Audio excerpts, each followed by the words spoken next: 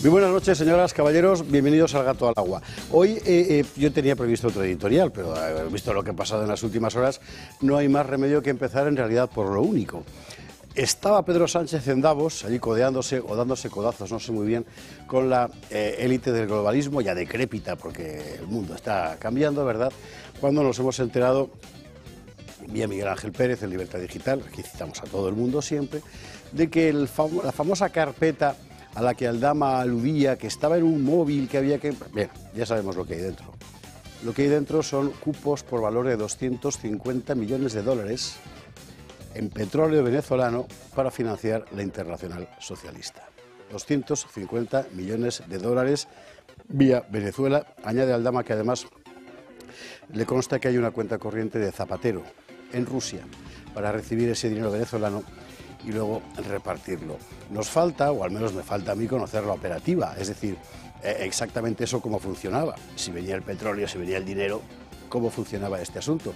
Pero lo que ya está claro, si esto se confirma, y parece que evidentemente se confirma, puesto que son fuentes del caso las que han comunicado esta información, que Pedro Sánchez se compró literalmente la Internacional Socialista, con 250 millones de dólares de Venezuela, en especie, en petróleo. Bueno, es terrorífico, es el escándalo máximo, sobre todo si tenemos en cuenta, además, que el nervio de toda la trama de corrupción que rodea al gobierno está justamente en la cuestión de los hidrocarburos, a la que hoy dedicaremos un cierto espacio para tratar de componer el mapa.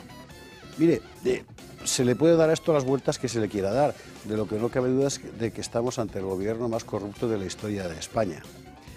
Gobierno que además, para tapar su corrupción, no hay que olvidarlo nunca, vinculada a un proyecto político de disolución del país, para taparla, digo, está dispuesto, ya lo ha hecho, a retorcer la ley en su propio beneficio y en perjuicio, evidentemente, de todos los españoles.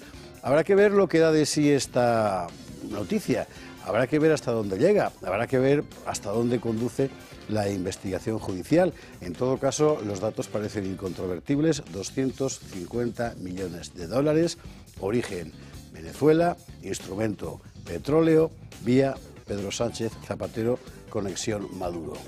¿Se puede ser más ruin? Espere usted, que ya verá como dentro de 3, 4 o 5 días constatamos que en efecto se puede ser más ruin.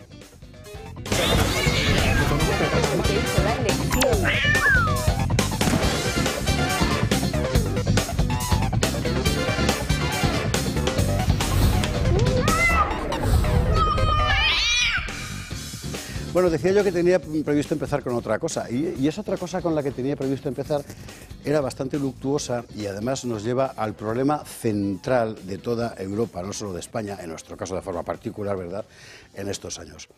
Como usted sabe, en una ciudad, un pueblecito, en fin, a 70.000 habitantes, una ciudad pequeña, encantadora, del norte de Baviera, que se llama Aschaffenburg, hoy un hombre ha arremetido contra un montón de niños pequeños de una guardería, ha matado a uno de ellos, a un niño de 2 años, y cuando un hombre de 41 ha tratado de ir a defenderlos, ha resultado muerto también.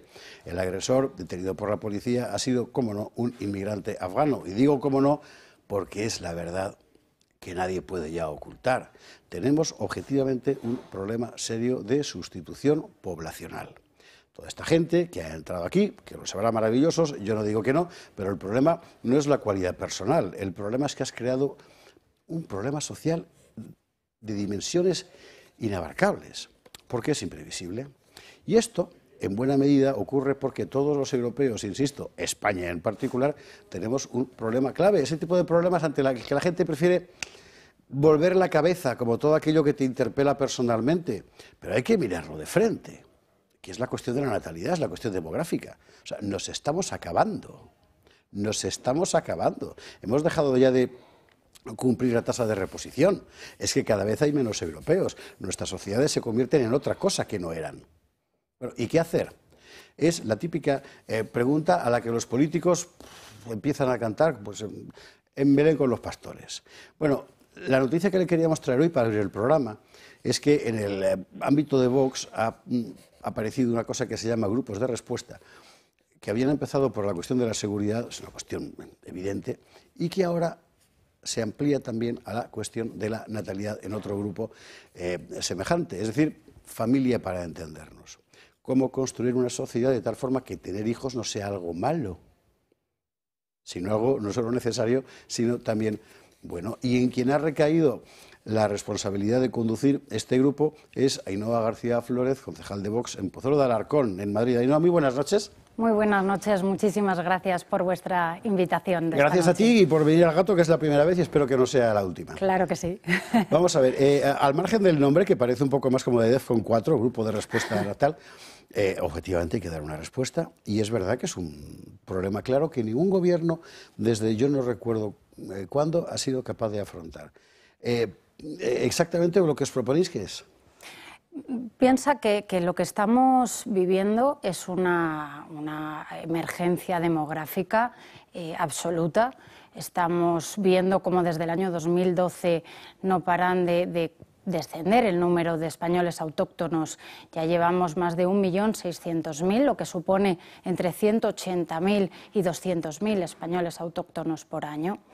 Piensa además que España lidera rankings de países con bajas tasas de natalidad y además en nuestro país cada vez la esperanza de vida es mayor y las políticas no han sido capaces de dar respuesta al problema demográfico, a esa emergencia nacional, emergencia demográfica que estamos sufriendo.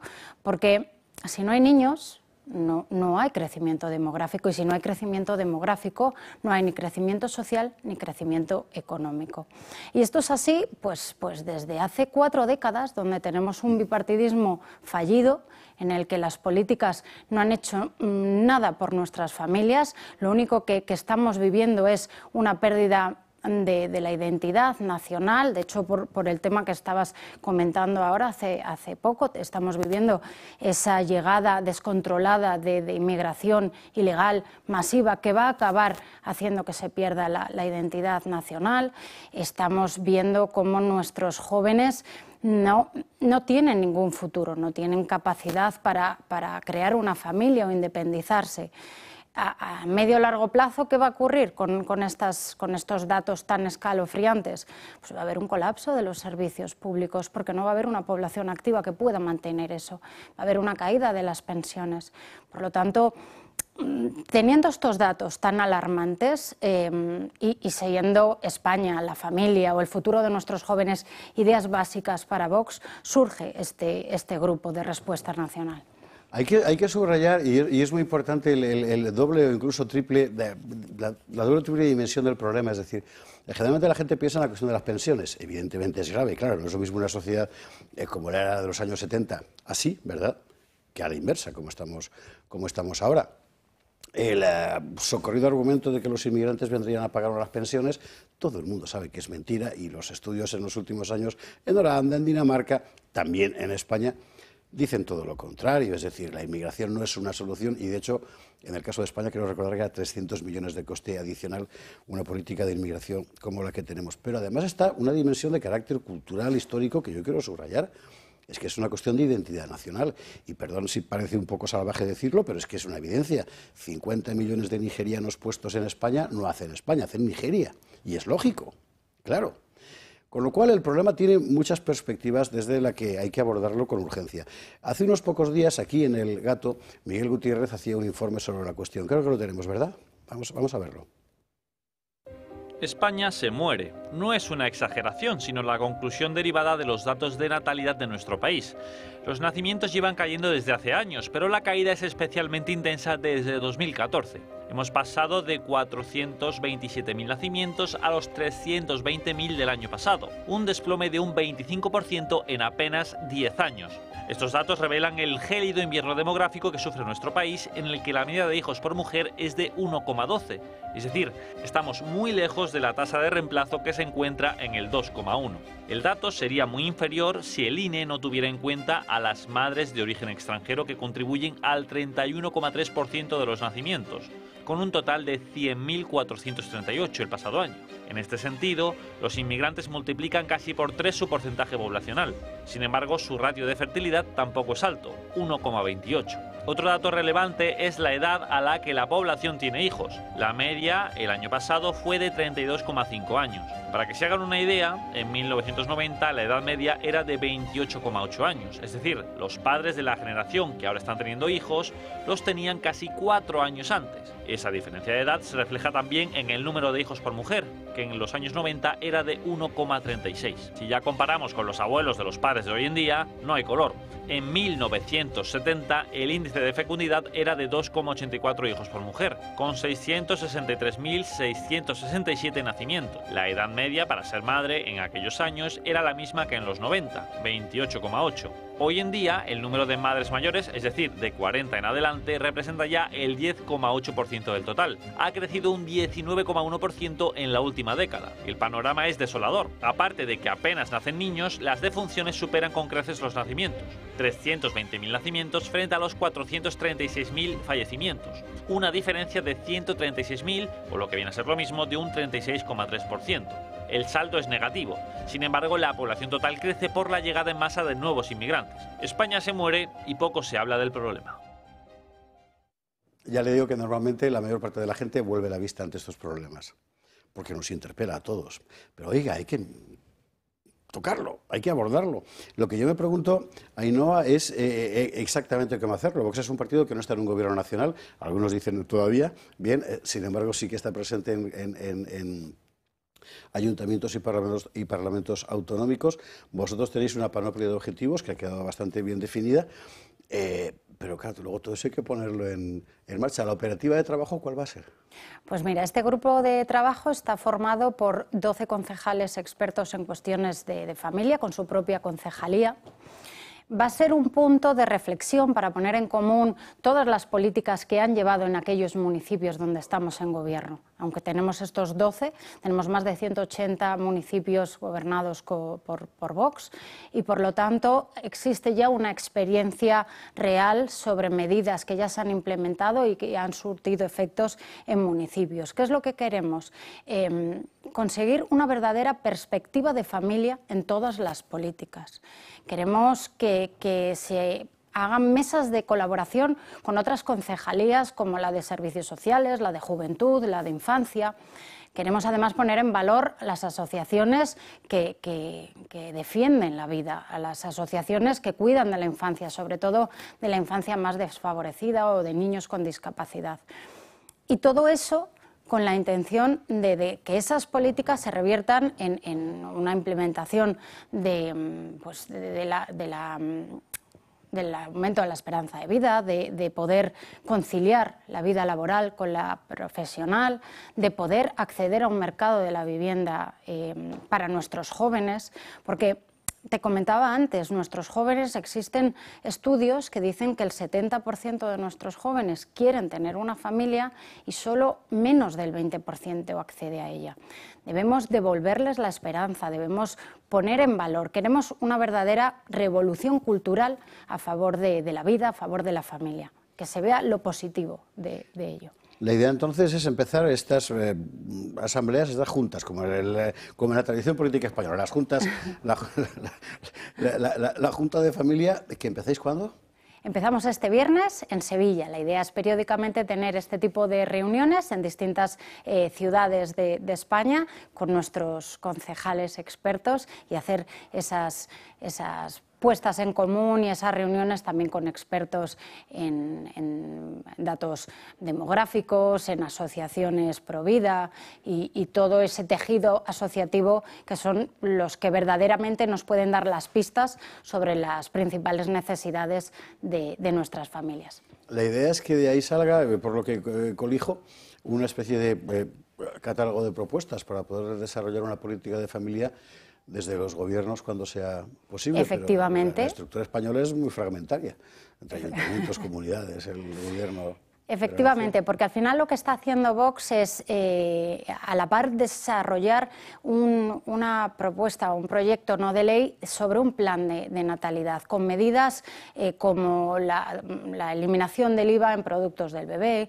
o reducciones en el IRPF en función del número de hijos que se tengan, crear un plan de vivienda nacional. Todo eso se tiene que conseguir desde los gobiernos municipales donde estamos, donde queremos hacer esa revolución cultural a favor de nuestras familias. La idea entonces es que todo esto se vaya a sustanciar finalmente en una proposición no de ley para llevarla a las Cortes. Es en paralelo, eso se está desarrollando por los compañeros del Congreso y nosotros hacer esas políticas con perspectiva de familia para mejorar toda la vida de nuestros jóvenes. ¿Va a haber más grupos de estos de respuesta? Porque el otro día, no me acuerdo a quién le echaba yo la bronca, estaba yo de mal humor, de Vox precisamente aquí en la mesa, a Fuster me parece que fue. Sí. Y le recordaba el momento en el que el PSOE llega al poder diciendo que tenían 100 carpetas, que era mentira, pero bueno, o sea, que tenían el catálogo de soluciones para cuando llegaran al gobierno saber cómo gobernar. Da la impresión de que el proyecto es un poco ese, ¿no? Es decir, sectorialmente, hemos visto ya la de seguridad, a ver si viene Samuel Vázquez un día a contárnosla, tenemos la de familia y habrá más, supongo. Pues seguramente en el futuro se generen más grupos de respuesta nacional como este de familia o como el de seguridad de nuestro compañero Samuel Vázquez, porque al final son ideas claves para nosotros, está en nuestro ADN y por lo tanto es algo que vamos a seguir defendiendo desde el municipio más pequeño hasta el Congreso de los Diputados y en todo momento. Vais a tener que sobreponeros a prácticamente medio siglo de política sostenida en sentido contrario, porque todos los poderes públicos desde hace prácticamente medio siglo en España han aspirado precisamente a lo contrario, es decir, a limitar. Bueno, ¿no? pero nadie dijo que fuera a ser fácil y por lo tanto es un reto que creo que lo vamos a conseguir porque te decía, estamos rodeados de gente muy buena, de gente muy comprometida y con ideas muy claras para revertir esta situación. Pues yo lo que te propondría, si es posible, es que, según los resultados de este encuentro en Sevilla, puedas volver aquí cuando te apetezca para contarnos. Allí hemos pensado que una buena política de familia podría consistir en... Pues cuenta con ello, será un placer venir a veros y charlar un rato para contaros las conclusiones a las que este grupo ha llegado. Ainhoa, muchísimas gracias. Muchísimas gracias a vosotros. Le recuerdo con lo que estamos, con la necesidad de abordar el problema terrorífico. Eso que se llama reto, por cierto, en España hay un ministerio de reto demográfico. ¿En qué ha consistido? Porque va Teresa Rivera. No lo sé, pero ha tenido muy mal desarrollo. El balance de Teresa Rivera como ministra de Reto Demográfico ha sido que este ha sido el año que menos españoles han nacido en toda la serie histórica. Pues esperemos que pronto desaparezca y las políticas de Vox se implementen rápidamente. Y Teresa Rivera, dígalo, en fin, lo he dicho. Muchísimas gracias a vosotros. Muchísimas gracias. Forma parte de esto que van a empezar a ser los grupos de respuesta de Vox sobre cuestiones sectoriales concretas para hacer políticas concretas, lo cual es una fantástica noticia porque así la política se convierte en algo realmente útil, ¿no? Algo que mejora la vida de la polis, que es de lo que se trata. Lo dicho, gracias mil. Y cuando tengáis la lista aquí otra vez para contárnosla. Hecho, prometido. Gracias. Muchísimas gracias. Nosotros nos vamos a la publicidad. A la vuelta llegan los contertulios, Miguel Durán, Marcela Rigía, Carlos Astiz. Vamos a empezar, bueno, a Davos hay que ir, claro, con una bota como en San Fermín. Y esto de Aldama y los 250 millones de dólares en petróleo venezolano para que Pedro se compre la Internacional Socialista. Estamos viendo cosas que jamás pensábamos que íbamos a ver. Vamos a probar la publicidad y a la vuelta empezamos.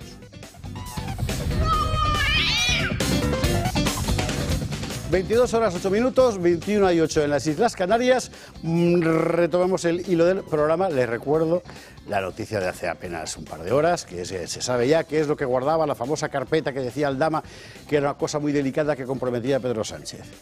250 millones de dólares en petróleo venezolano para financiar la Internacional Socialista, o más bien la compra por Sánchez de la Internacional Socialista. Revelación asociada a una cuenta corriente de Zapatero en Rusia, que es por donde había llegado el dinero venezolano para luego repartir. Y me perdonará usted el friquismo, pero es que, o sea, en tiempos del Sacro Imperio Romano Germánico, todo consistía en ver quién untaba más a los príncipes electores. Y entonces los príncipes electores te elegían si les habéis untado a base de bien. Y da la impresión de que la Internacional Socialista funciona un poco por el estilo. Pero claro, imagínese usted la dimensión política del asunto. Bueno, en fin, inenarrable. Y todo eso además de estos titulares, lo vemos. porque lo penúltimo de Aldama antes de esto otro había sido el famoso asunto de las cuentas millonarias de Begoña, Montero, etcétera. Cuentas que fueron denunciadas por un empresario al que la Fiscalía Anticorrupción, y es muy importante hacer la precisión porque es bastante autónoma respecto al Rizos, el señor Álvaro, el fiscal general, no dio credibilidad y se archivó. Bueno, esto es lo que ha contado hoy, ha contado más cosas y en ellas vamos a entrar. Fíjese usted, mire usted por dónde lo que es la vida, porque hoy teníamos preparado el informe Gutiérrez nuestro de cada día precisamente sobre el asunto de los hidrocarburos, que es el epicentro de la trama de corrupción que rodea al PSOE. ¿En qué consiste esto? ¿Se puede explicar de tal forma que hasta yo lo entienda? Gutiérrez lo ha conseguido y lo veremos. Mientras tanto, en las Cortes, Puigdemont, que dijo, perdonad usted lo descarnado del tropo, pero es que lo dijo así, que iba a hacer orinar sangre a Pedro Sánchez, pues lo ha vuelto a conseguir. ¿Cómo? Bueno, con la derrota del gobierno, varapalo muy importante en votaciones, donde lo que se jugaba fundamentalmente, y entenderá usted, no es el gobierno, sino es la suficiencia del gobierno, que es distinto. Esta gente no va a dejar de apoyar a Sánchez, porque nunca se han visto en otra igual, pero la bronca que ha habido hoy entre Esquerra y Junts, por ejemplo, es para tomar nota. Y la poca vergüenza del PSOE, por cierto, diciendo que por culpa del PP y Junts, sabe usted, los pensionistas se van a quedar sin pensión, eso ya, en fin, lo veremos. Y no sería este programa el que es si no pasáramos por el foro de Davos, el Foro Económico Mundial o como se llame, que es la pasarela del globalismo. Huele a fin de ciclo absolutamente, huele a fin de ciclo muchísimo. Allí han estado con lo suyo, con su piñón fijo de la cosa climática, etcétera, etcétera. El mundo ha cambiado. Allí han aparecido cadáveres andantes como Scholz, como el propio Sánchez, etcétera, a contar su película. Pedro Sánchez ha pedido que se acabe el anonimato en las redes sociales. Mientras ellos controlaban las redes, no había ningún problema. Cuando han dejado de censurar a los que estábamos en lo contrario, entonces ya no les gusta. Mire usted por dónde, ¿no? Bueno, veremos lo que ha pasado en Davos y veremos también la intervención de Ana Patricia Botín pidiendo más inversión. Yo quiero recordar que Ana Patricia Botín fue la primera en felicitar, apenas 24 horas después de formar gobierno, a Pedro Sánchez por la elección de Nadia Calviño. Sí, que aquí todos tienen pecados y algunos gordísimos.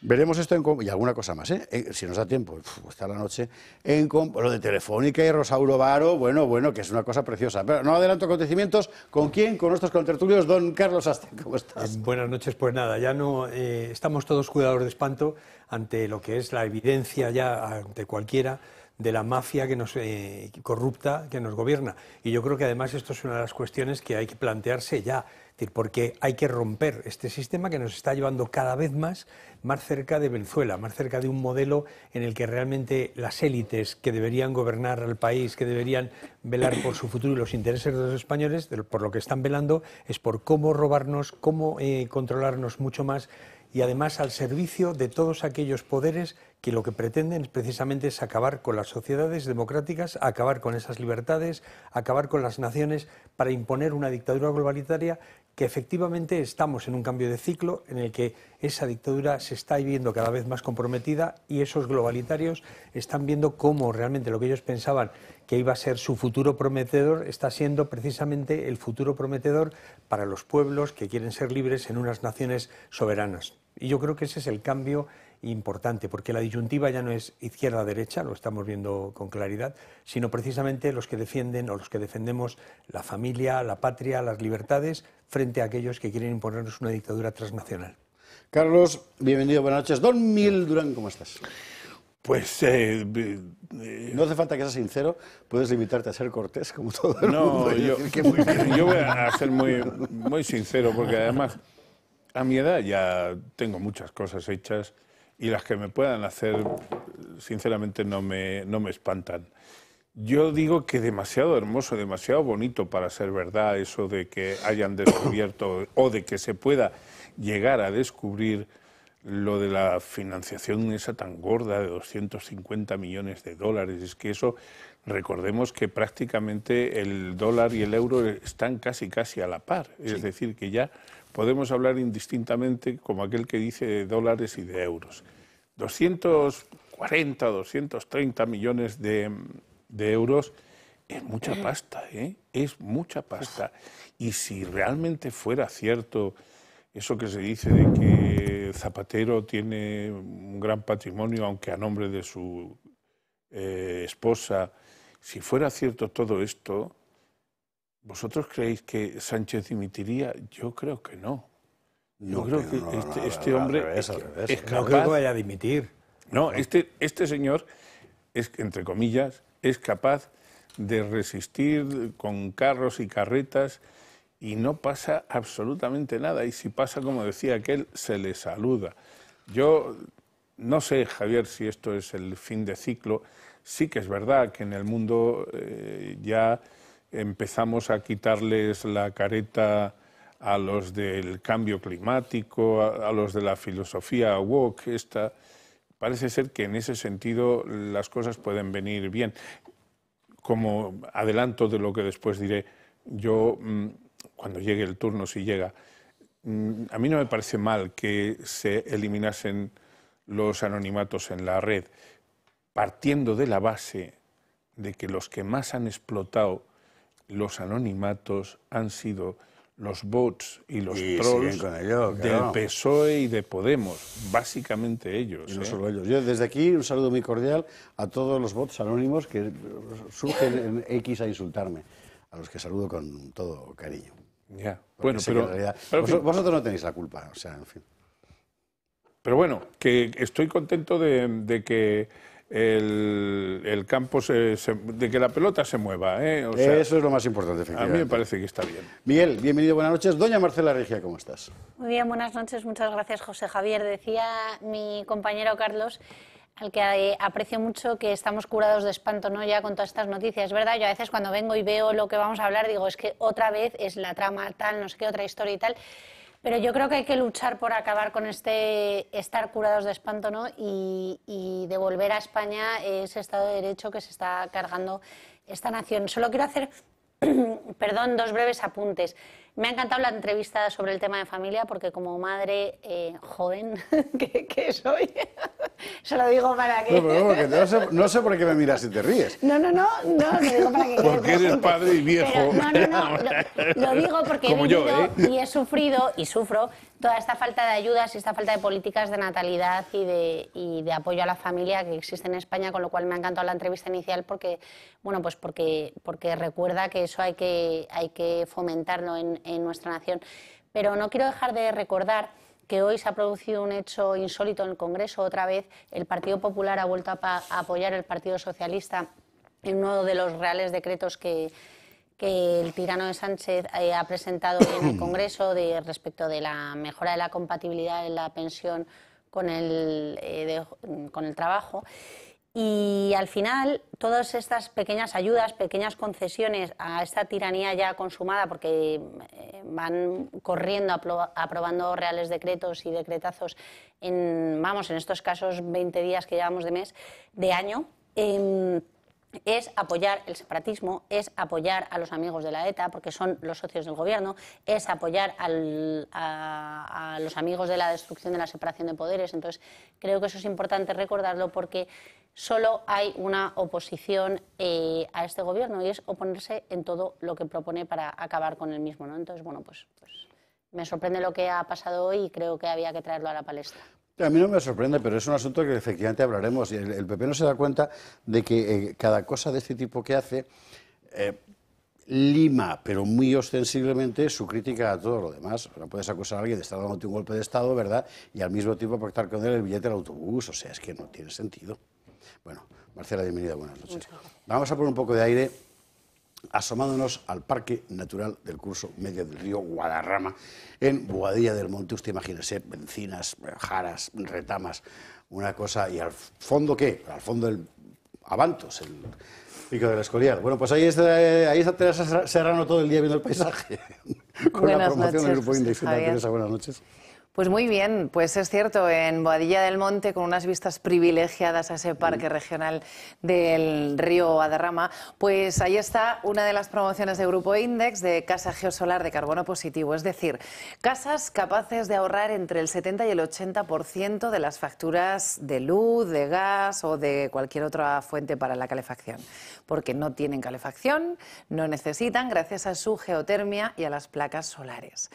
Así consumen su propia energía y además ahorran con el intercambio que se hace con la geotermia, con la temperatura constante que hay en el subsuelo durante todo el año. A mí eso de la geotermia es que me tiene fascinado.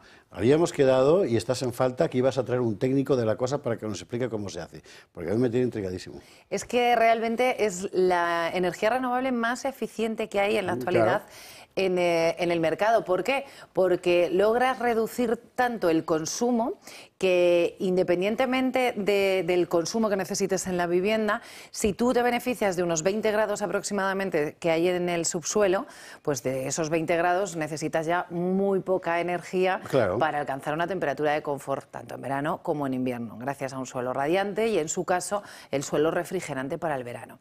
Además de eso, son casas personalizadas al detalle por sus propios compradores, ¿no?, por los clientes, en función de los gustos, de las necesidades. Absolutamente todo aquello que siempre habían soñado lo pueden plasmar junto con nuestros técnicos en sus planos, ¿no?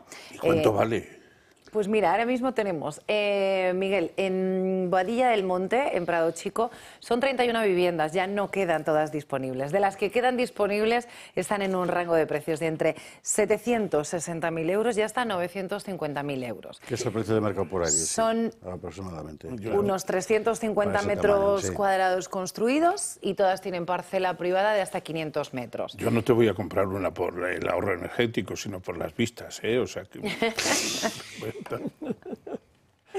Bueno, pues además en Boadilla del Monte, en otro rango de precios... Cuando te cuente lo de la cocina, ¿cómo lo tienen pensado de tal forma como en aquella otra promoción que tenías? Tú puedes diseñar la cocina de tal forma que puedes tener los alimentos, por ejemplo, imagínate, los ibéricos, en un sitio adecuado para ti, porque lo puedes diseñar tú mismo, no lo tienes que meter en la fresquera como del pueblo, ¿verdad? No, que es que la ventaja de poder diseñarlo por dentro es que te puedes hacer el interior como tú quieras. Anchuras, pasillos, escaleras, todo, ¿no? Una gran cosa. Es llevar la personalización al extremo en el mejor sentido. En el mejor sentido. Una de esas. Lo que iba a comentar es que en otro rango de precios y de tamaños hay también, además de en Boadilla del Monte, hay también viviendas disponibles en Villaviciosa de Odón, en Móstoles. Y en cuanto a casa desenchufada, que no tiene facturas, estamos también en Puerta de Hierro, en Madrid, en Las Rozas y en Cubas de la Sagra, aquí también en la Comunidad de Madrid. Cubas de la Sagra en Toledo. No. ¿Es Toledo ya, no Cubas? Es Madrid. ¿Es Madrid todavía? Es Madrid, aunque tenga ese apellido de la Sagra. Sí. Es un sitio que le encanta a Julio, por unas monjas que hay allí, lo de Cubas de la Sagra. Ya hablaremos un día del asunto este. Pues mire, pues llame usted, 655-368-82. Que no se entere Teresa. ¿Es verdad todo lo que cuenta? Sí. Y empezará a explicar usted todo el asunto y pregunte libremente, porque si entra además va a tener regalito por ser espectador del Toro Televisión. Y tenemos que hablar entonces de todas las demás otro día. Yo te doy mi tarjeta para que me llames. La tarjeta de mi natural. Tengo que ver yo eso, que vamos, si no lo veo no lo creo, ¿eh? Un placer. Señor Teresa Serrano, gracias mil. Vámonos a Davos, venga, vámonos a Davos. Oye, ¿sabe usted que el foro de Davos, usted se acuerda de Klaus Schwab, que es ese señor que parece como de película, el malo de la película de James Bond? Bien, lo es, pero no es una película. Por allí pasa, en fin, la flor y nata del poder mundial para que luego decirte que en realidad allí no se decide nada. Bueno, seguramente esta vez allí ya no se decide nada porque todo el mundo en realidad ha ido a lamentarse esta vez. Y ha sido francamente llamativo. ¿Cómo resumir esto? Bueno, es complicado, pero por ejemplo nos vale la guía que nos propone Iago Soler y enseguida entramos en materia. La élite mundial reunida en torno a la ciudad suiza de Davos, la nieve de los Alpes, se mezcla con el lujo de más de 60 mandatarios internacionales y miles de líderes económicos. En sus agendas, la geoeconomía, polarización mundial, inteligencia artificial, y la situación del clima. Pero también se siente la resaca que deja el cambio político en la primera economía mundial. La llegada de Donald Trump a la Casa Blanca se oyen los mensajes que los líderes dan tras las amenazas de aranceles y los titulares de su política exterior. La presidenta de la Comisión Europea, Ursula von der Leyen, apuntaba que Bruselas quiere mantener las buenas relaciones con Estados Unidos, pero manteniendo sus principios, y añade que buscará mejores relaciones con China sin aumentar la dependencia de Pekín, el gran rival de Washington. Desde Bruselas también aseguran mantener los compromisos climáticos tras la salida de Estados Unidos del Acuerdo de París, que se une así a Irán, Libia y Yemen. En un mundo en recomposición tras el nuevo inquilino del despacho Oval, Teherán calma las aguas después de los mensajes de Trump sobre Oriente Próximo. El archienemigo de Estados Unidos dice que no espera avanzar en el camino hacia las armas nucleares. Ucrania pide a la Unión Europea que sigan las relaciones con el socio estadounidense. Trump, que lleva 2 días en el cargo, dijo que tardaría 24 horas en acabar con la guerra de Ucrania, un conflicto donde al presidente estadounidense no le convence la entrada de Kiev en la OTAN, pero Zelensky le da la solución: al menos 200.000 soldados europeos en suelo ucraniano. Y lo que sigue en Davos son las guerras entre Elon Musk y varios mandatarios europeos.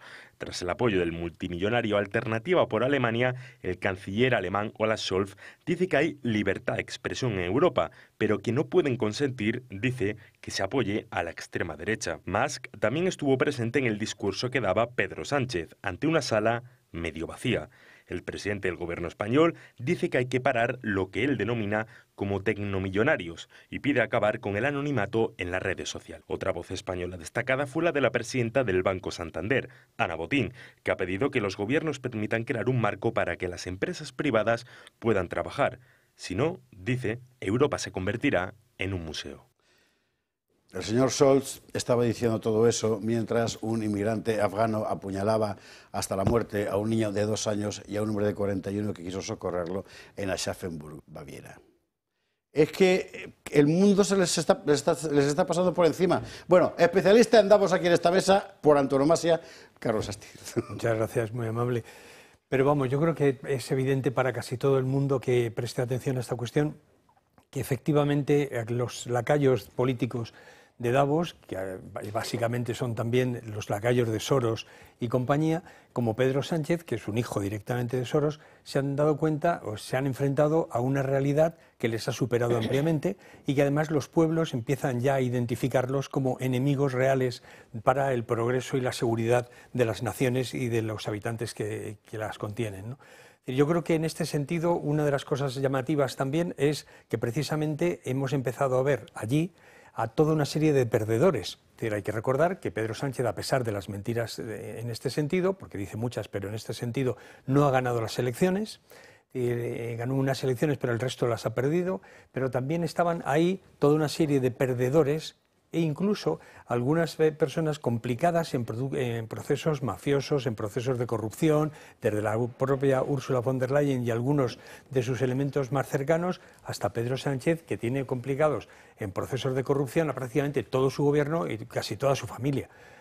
Yo creo que en este sentido hay una cuestión evidente, que incluso al que lo niegue más abiertamente, y a pesar de lo que uno piense, era impensable esto hace unos años. ¿Quién podía pensar hace 5 años, 3 años, que Meloni iba a ser presidente de Italia?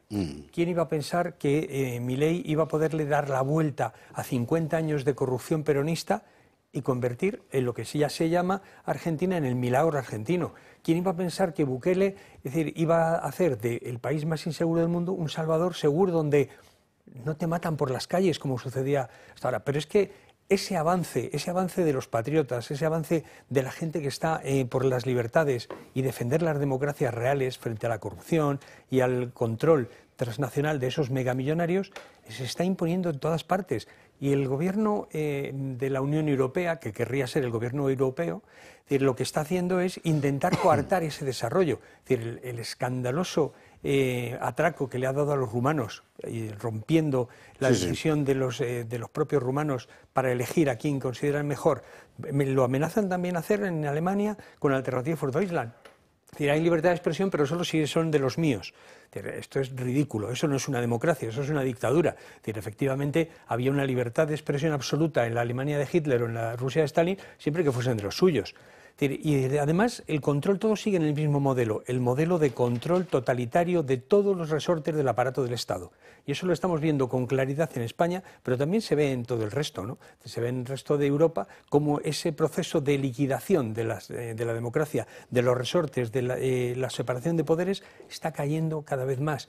Y en concreto, el caso llamativo también de los medios de comunicación, antaño más o menos independientes, especialmente europeos, que están sometidos a la dictadura de los gobiernos que los financian, porque realmente cada vez hay una distancia mayor entre lo que ve la población y cómo los medios de comunicación intentan tergiversar, ocultar, transformar esa visión real en otra cosa que beneficie a los poderosos, que son los que financian esos medios. Y esto es una cosa que no tiene fin. Es decir, esto va a terminar simplemente con la destrucción y la derrota definitiva de todos estos corruptos, de todos estos lacayos de Soros y de Davos. Miguel Durán, Marcela Herejía, ¿nos han invitado al Foro Económico Mundial este año a vosotros? A mí no. Bueno, en realidad ya recibí alguna indicación de si quería ir, pero decliné, porque me parecen una sarta de personajes muy aburridos que van diciendo siempre 4 lugares comunes que no aportan nada. Es decir, eso empezó siendo un foro en el que todo el mundo buscaba ver si se marcaban un poquito las líneas del funcionamiento de la economía del futuro, pero hoy día ya no es ni siquiera eso. Se ha convertido, pues eso, en un sitio donde algunos van a hacer sus cantos jeremíacos porque las cosas no les van a ir demasiado bien. Y aportación, lo que se dice aportación, además de suscribir lo que ha dicho Carlos, pero a mí lo que me parece más relevante es, vamos a ver, ¿alguien me puede indicar qué conclusiones se pueden extraer de lo que se habla allí? Bueno, hasta ahora ha sido muy claro, porque básicamente todo lo que allí parecía, dentro de esa pasarela, ¿verdad?, las orientaciones generales del futuro, es decir, ellos deciden cuál va a ser el futuro, ¿verdad? Bueno, toda la política climática ha derivado de ahí. Y es muy interesante porque toda la reacción de Ursula von der Leyen, que además fue precisamente, si no estoy equivocado, igual el fondo azul de sus declaraciones me confunde, pero no creo. Acá la victoria de Trump era el Acuerdo de París y la cosa climática, eso no se puede tocar. No, pero escucha, están enganchados. Pero Javier, yo creo que no es tanto de Davos de donde procede eso. Davos puede ser al final, o ha podido ser el exponente. Sí, esa pasarela, ese escaparate. Es eso, pero claro, lo que allí se ha hablado hasta ahora, eso que está en el trasfondo, en la bajamar y en la pleamar del funcionamiento woke, del funcionamiento de los mantras de la última etapa, de lo que llevamos de siglo prácticamente, eso no nace en Davos, eso tiene sus orígenes en otros intereses. Si queremos citar a Soros, podemos citar a Soros, pero hay más Soros en el mundo. Yo lo que digo... Pero todos están allí.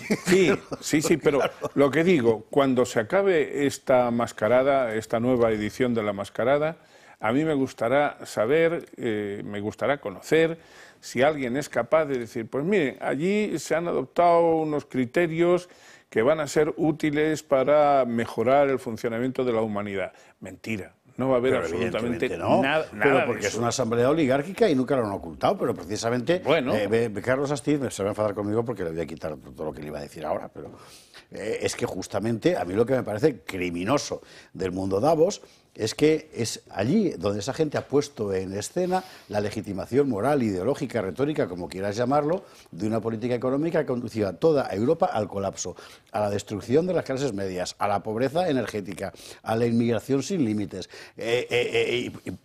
Sigue, Carlos. Realmente ellos en su agenda lo que tienen como punto crucial es la reducción de la población. Es cierto lo que dice Miguel, que no es Davos, que Davos es el escaparate, pero que esto está generado en esos think tanks, en los laboratorios de ideas, claro, desde finales de la Segunda Guerra Mundial, en el que se ha ido desarrollando ese proceso, ese proyecto de liquidación de las sociedades democráticas y su sustitución progresiva mediante el decrecimiento programado, el empobrecimiento de las sociedades, en la ruptura de esas sociedades por una inmigración masiva, especialmente de aquellos que no tienen los mismos referentes. Es decir, lo vimos claramente en Cataluña cuando se estaba primando a los pakistaníes, o en Alemania cuando se está primando a los pakistaníes o a los afganos o similares, no de gente próxima, no de gente que tenga tus mismos referentes, porque eso quiebra las sociedades donde llegan.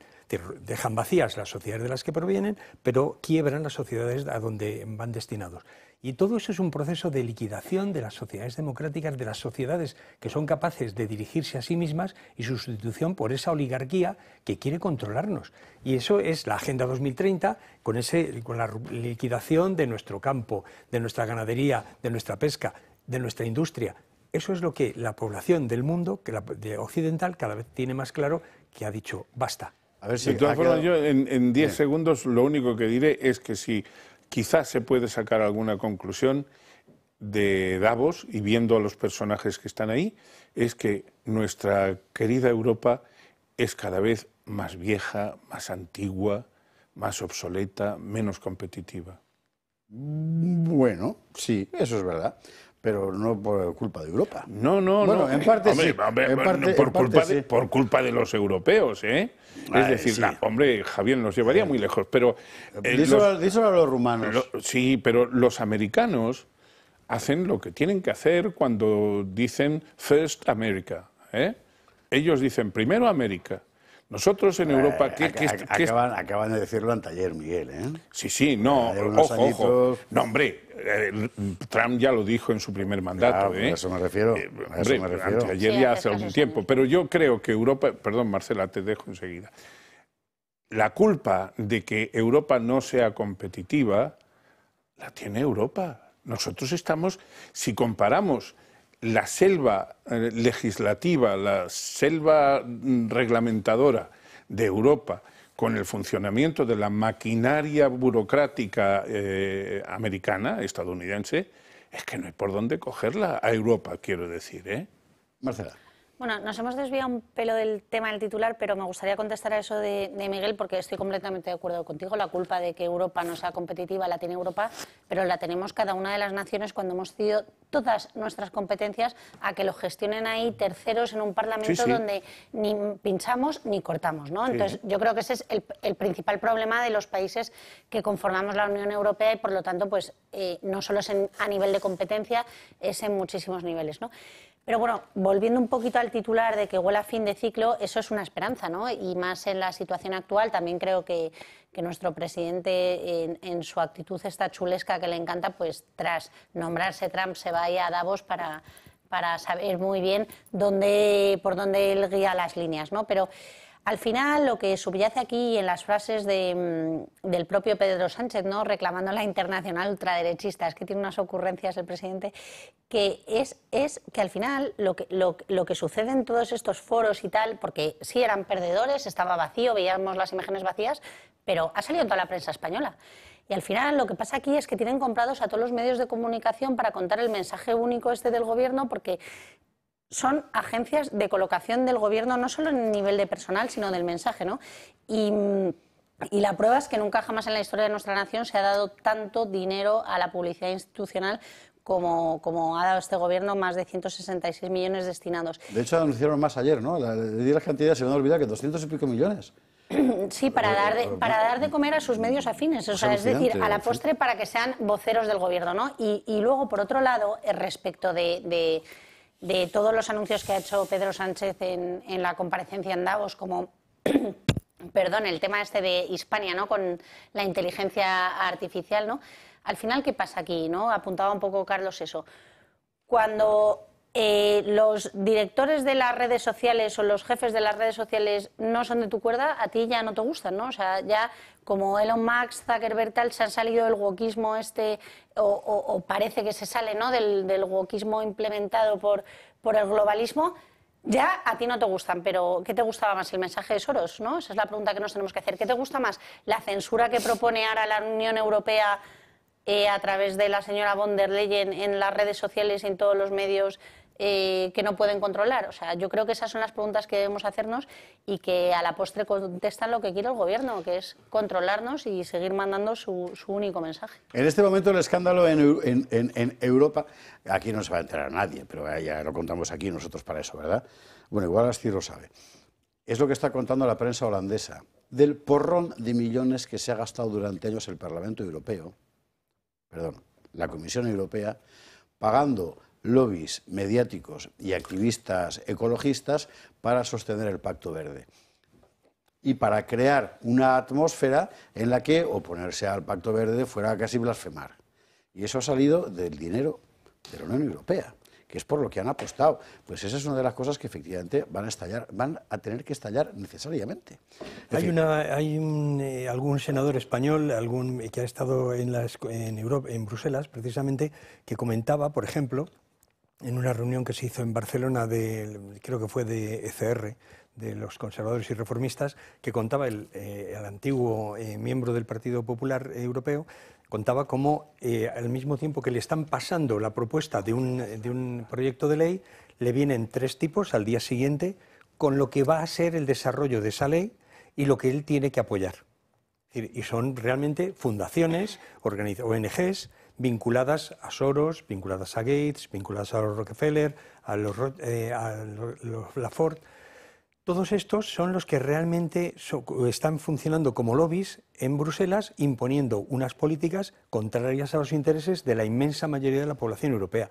Y en la Comisión Europea es precisamente simplemente una parte de esos lacayos, de esos siervos políticos, de esa oligarquía, ¿no?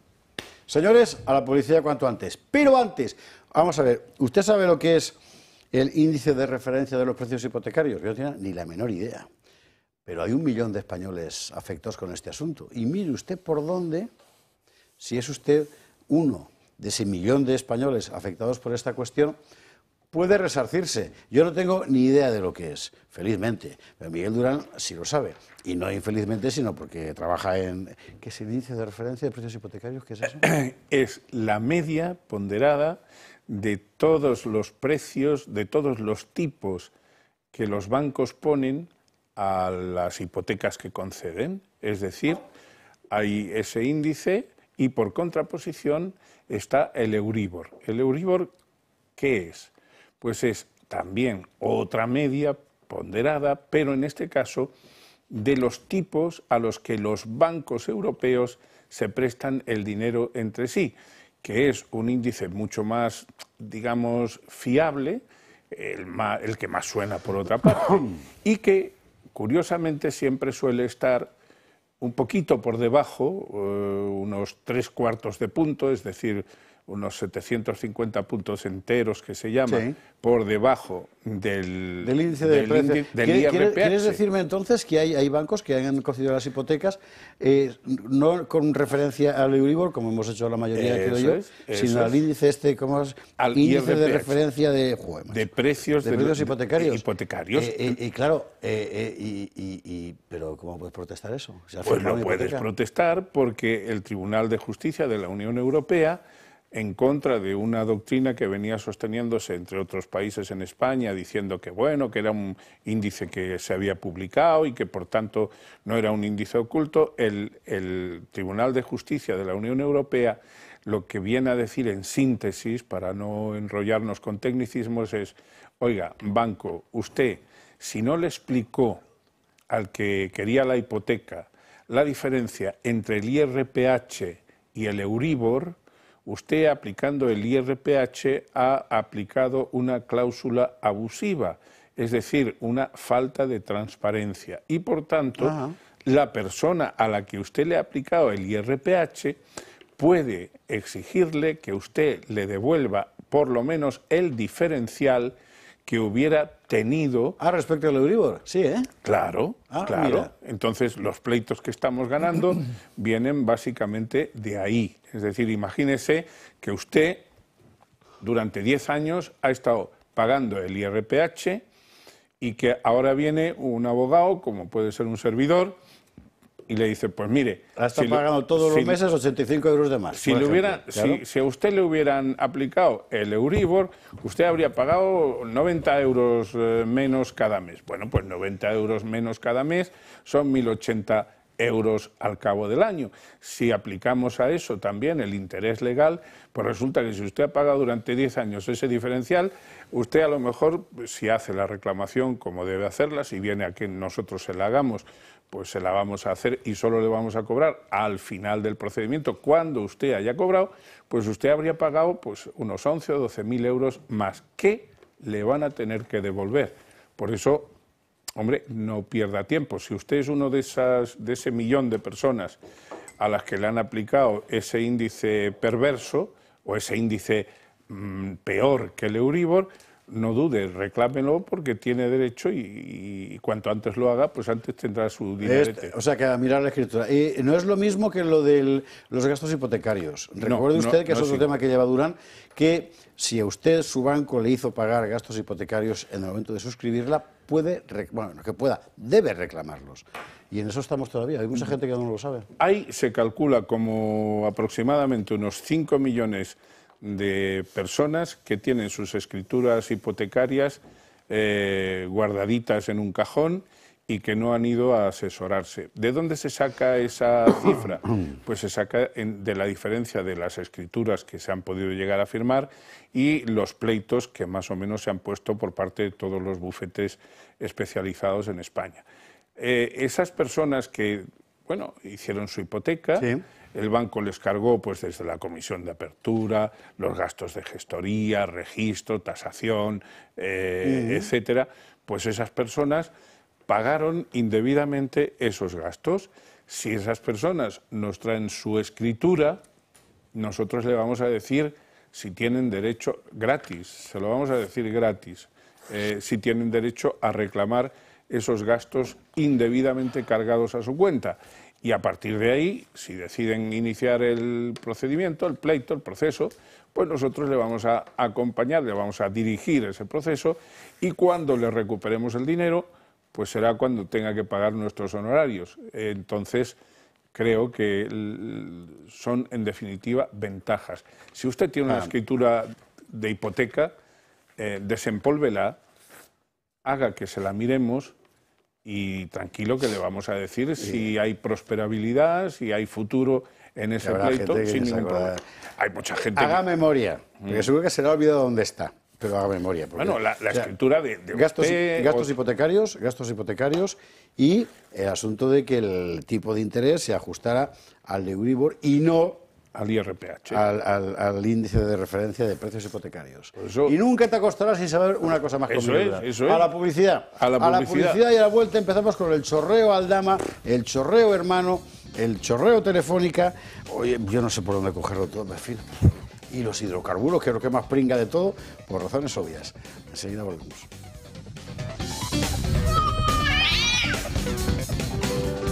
Siete millones de personas viven en nuestro país con artrosis, una enfermedad degenerativa que va desgastando el cartílago de las articulaciones, produciendo dolor e inflamación. Aunque es una patología que no tiene cura, existen 3 tratamientos muy novedosos para tratar sobre todo el dolor que es tan incapacitante. Uno de ellos son los guantes de Relax Quanti Nanotex. En sesiones de 20 minutos ofrecen los tratamientos más innovadores recomendados por los reumatólogos para las personas con artrosis de manos sin tener que moveros de casa. Para los que lo tenéis localizada en la rodilla, la solución es la rodillera, que utiliza ondas de radiofrecuencia que genera el calor y disminuye el dolor, permitiendo recuperar la movilidad. Y por último, este cinturón para aliviar el dolor en la zona dorsal y lumbar, gracias a una combinación de láser dual, infrarrojos, calor local y masaje por vibración. No lo dudes, llama al 900-730-122 y di adiós al dolor de manos, rodilla y ahora también de la zona lumbar. No, cintura, mano. Para la cintura y la espalda, que está Miguel Durán preguntando lo del... Es aquí lo hemos bautizado el fajín Alejo, porque Alejo Vidal Cuadras fue el que más interesante. Bueno, y de eso que se lo llevó puesto. Sí, y que es como... Sí, además es una cosa como muy galáctica, porque tiene unas luminosidades que parece que tú lo pones y dices, Luke, soy tu padre, porque es como de Darth Vader totalmente. Pero bueno, pero que funciona muy bien. En fin. Bueno, Este viernes tenemos una cita, si usted quiere, en la librería Taiga, que está en la calle Arturo Soria. Presentamos El jinete de luz. La librería Taiga es una librería preciosa que hay en Madrid, es muy bonita, y allí, en Arturo Soria 54, a las 7 de la tarde este viernes, pues allí les espero. Y a la salida, pues a hacer el gato de los Usares. A lo mejor viene Iván Vélez, pero no lo hemos anunciado porque como Iván está todo el día, por eso se llama así, ¿no? Iván y vienen. Bueno, no para quieto. Entonces, igual está o igual no está. Joder, de verdad. De momento, ya, perdóname, ha sido como de Julio Arizo el chiste. Bueno, vámonos con lo que hay. ¿Qué es el último de Aldama? O sea, bueno, pero ¿de qué va el jinete de luz? Anda, invierte 10 La batalla de Clavijo, que es una batalla que historiográficamente se admite que no existió y sin embargo hay un montón de pruebas materiales de que allí se combatió, no como lo contó después, algo que pasó a transformarse en leyenda historizada, ¿no? Claro, aquí la apuesta era... Miguel, tienes que leerte el libro. Y si hubiera sido... Leérmelo, sí. Pues, Miguel se ha leído un montón de mis libros. Yo de Esparza me los he leído casi todos. La cosa es buena. Y entonces, ¿cómo pudo ser? ¿Y cómo era la España de la época? Estamos hablando del año 850 aprox. 845 según la tradición. Paterna, la reina de Asturias en aquel momento. Una chica que la habían sacado de un rincón de Castilla solo para casarse con Ramiro, que además le duró 8 años, porque luego Ramiro atascó. ¿Y qué tendría en la cabeza? O sea, es que la idea de la frontera en aquel momento, bueno, es una cosa maravillosa. Pero no me preguntes, Miguel, porque me transporto allí. Y entonces me hago demasiado guerrero para la política contemporánea. Bueno, pues y ya eso saben no lo que tienen que bien. hacer. Cómprense el libro y léanlo. Ahí estamos. Bueno, Aldama. Ya sé que ir de Clavijo a Aldama es como, en fin, pero bueno, oiga, es lo que tiene el nivel histórico. Todo ha empezado esta mañana en la COPE con Carlos Herrera. Usted ya sabe que aquí siempre citamos los medios, es absurdo no citarlos. Y allí se ha soltado, ¿no? Y ha empezado a construir un relato que más o menos ha quedado así. Víctor de Aldama ha vuelto a hablar y de nuevo ha acaparado la atención mediática y parece que ha pinchado. Asegura que la Fiscalía tiene en sus manos una denuncia sobre cuentas en el extranjero de Begoña Gómez que superan los 6 millones de dólares. Una denuncia que supuestamente también afecta a la mano derecha de Sánchez, María Jesús Montero, y a la mujer del expresidente Zapatero. Que me consta que hay una denuncia en Fiscalía en la que hay un listado con la señora Gómez, con cuentas en el extranjero por más de 6 millones de dólares, y no solamente la señora Begoña Gómez, sino la señora María Jesús Montero también está en ese listado, bueno, creo que también está la mujer del expresidente Zapatero.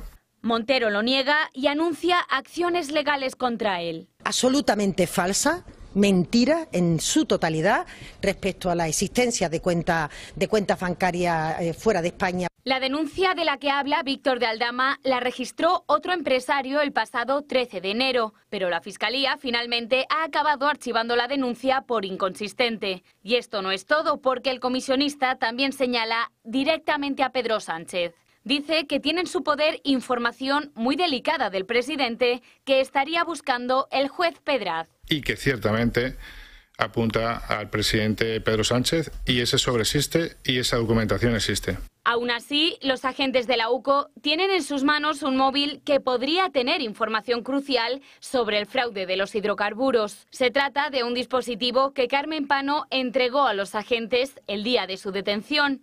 Pano es la mujer que aseguró haber entregado en Ferraz 90.000 euros en efectivo. Ahora la Guardia Civil podría verificar estos hechos y el traspaso de dinero entre miembros de la trama y miembros del gobierno de Sánchez. Bueno, vayamos por partes. El asunto de las cuentas de las señoras es efectivamente, ahí Aldama no ha mentido, le consta que hay una denuncia que efectivamente se puso por un empresario hace unos años. Se dio por inverosímil. La Fiscalía lo dio por anticorrupción, y lo subrayo, lo dio por inverosímil y el juez lo archivó. Bueno, María Jesús Montero hoy ha aprovechado para salir negándolo todo. Perdón, negándolo todo. Así. Absolutamente falsa. Mentira en su totalidad respecto a la existencia de cuentas bancarias fuera de España por parte de algunos miembros del gobierno y de algunas personas que ha citado, insisto, absolutamente falsa, y que ha salido el señor Tellado en tromba a volver a ponerle altavoz a una persona que ha estado en la cárcel, que es un presunto delincuente. Es un argumento este último un poco flojo, pero bueno, el hecho es que cuando eso llegó efectivamente al juez, no se le dio crédito. Y la Fiscalía Anticorrupción, y lo subrayo porque en todo este caso la Fiscalía Anticorrupción, hasta donde yo sé, ha sido irreprochable, dijo que aquello no iba a ningún lado. Ahora bien, la otra parte de lo que ha contado Aldama, el famoso carpeta con documentación delicada para Pedro Sánchez, porque atendía, y así lo dijo Aldama esta mañana, a la financiación del partido. Mire usted por dónde es lo que alguien, habría luego que saber exactamente cuál ha sido la secuencia de acontecimientos, ¿verdad? Pero bueno, alguien de dentro del caso ha contado después. Y se lo ha contado Miguel Ángel Pérez de Libertad Digital, es amigo Miguel Ángel, fuerte abrazo y enhorabuena por el scoop, porque es la leche. O sea, el famoso sobre de Aldama guarda cupos de PDVSA de 250 millones de dólares para financiar la internacional de Pedro Sánchez. Porque recuerde usted que Pedro Sánchez fue sorpresivamente nombrado presidente de la Internacional Socialista. ¿Y por qué? Pues ya sabemos por qué. Y a partir de aquí, pues todo lo demás. Pero claro, esto ya no es lo mismo que decir, hay alguien que puso una denuncia que dice tal. Esto es otra cosa, porque si no me equivoco, además, el juez llevaba no sé cuánto tiempo buscando precisamente esta información. Y de hecho habían mandado registrar al menos 2 domicilios, hasta donde yo sé, a ver si aparecía. Sí. Bueno, pues él aquí. Es que todo esto, además, no solamente afecta ya a varios miembros de la familia de Pedro Sánchez, afecta ya a numerosos cargos del partido, del gobierno, etcétera, etcétera.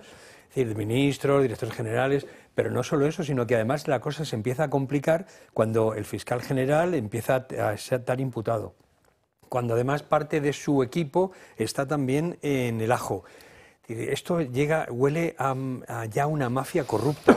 Y ahí hay una cuestión que es muy evidente. Es decir, empiezan a aparecer toda una serie de personajes vinculados con Zapatero, que vinculan también a Petróleos de Venezuela con esos cupos y similares, y el de Petróleos de Venezuela con Zapatero y con la financiación supuesta del Partido Socialista. ¿Qué es lo que hace? Estamos asistiendo a un despliegue absoluto de corruptos, de gente que está metida en el ajo. ¿Qué es lo que sucede? Pues porque la mafia realmente necesita tener a todos los que saben que está sucediendo esto pringaos. Es la prueba de fuego de cualquier Es la forma de sobrevivir, efectivamente. Claro. Es una cuestión de que todos tengan mucho que perder. Exacto, tengo grabado mientras matas a fulanito o mientras violas a menganita, porque así sé que no vas a hablar, que aunque te cojan vas a estar calladito porque yo tengo algo contra ti mucho más importante. En el caso, por ejemplo, de lo de Ayuso y compañía, en el que está implicado el fiscal general y similares, de repente unos desconocidos, que huele a agentes de los servicios de inteligencia a distancia, entra en la casa de los abogados, roba cosas, entra en la casa de los 2 abogados o de las 2 abogadas. Sí, entre casa de Guadalupe Sánchez y del arquitecto, ¿no? Se lleva un ordenador y dice, pero ¿esto a qué huele?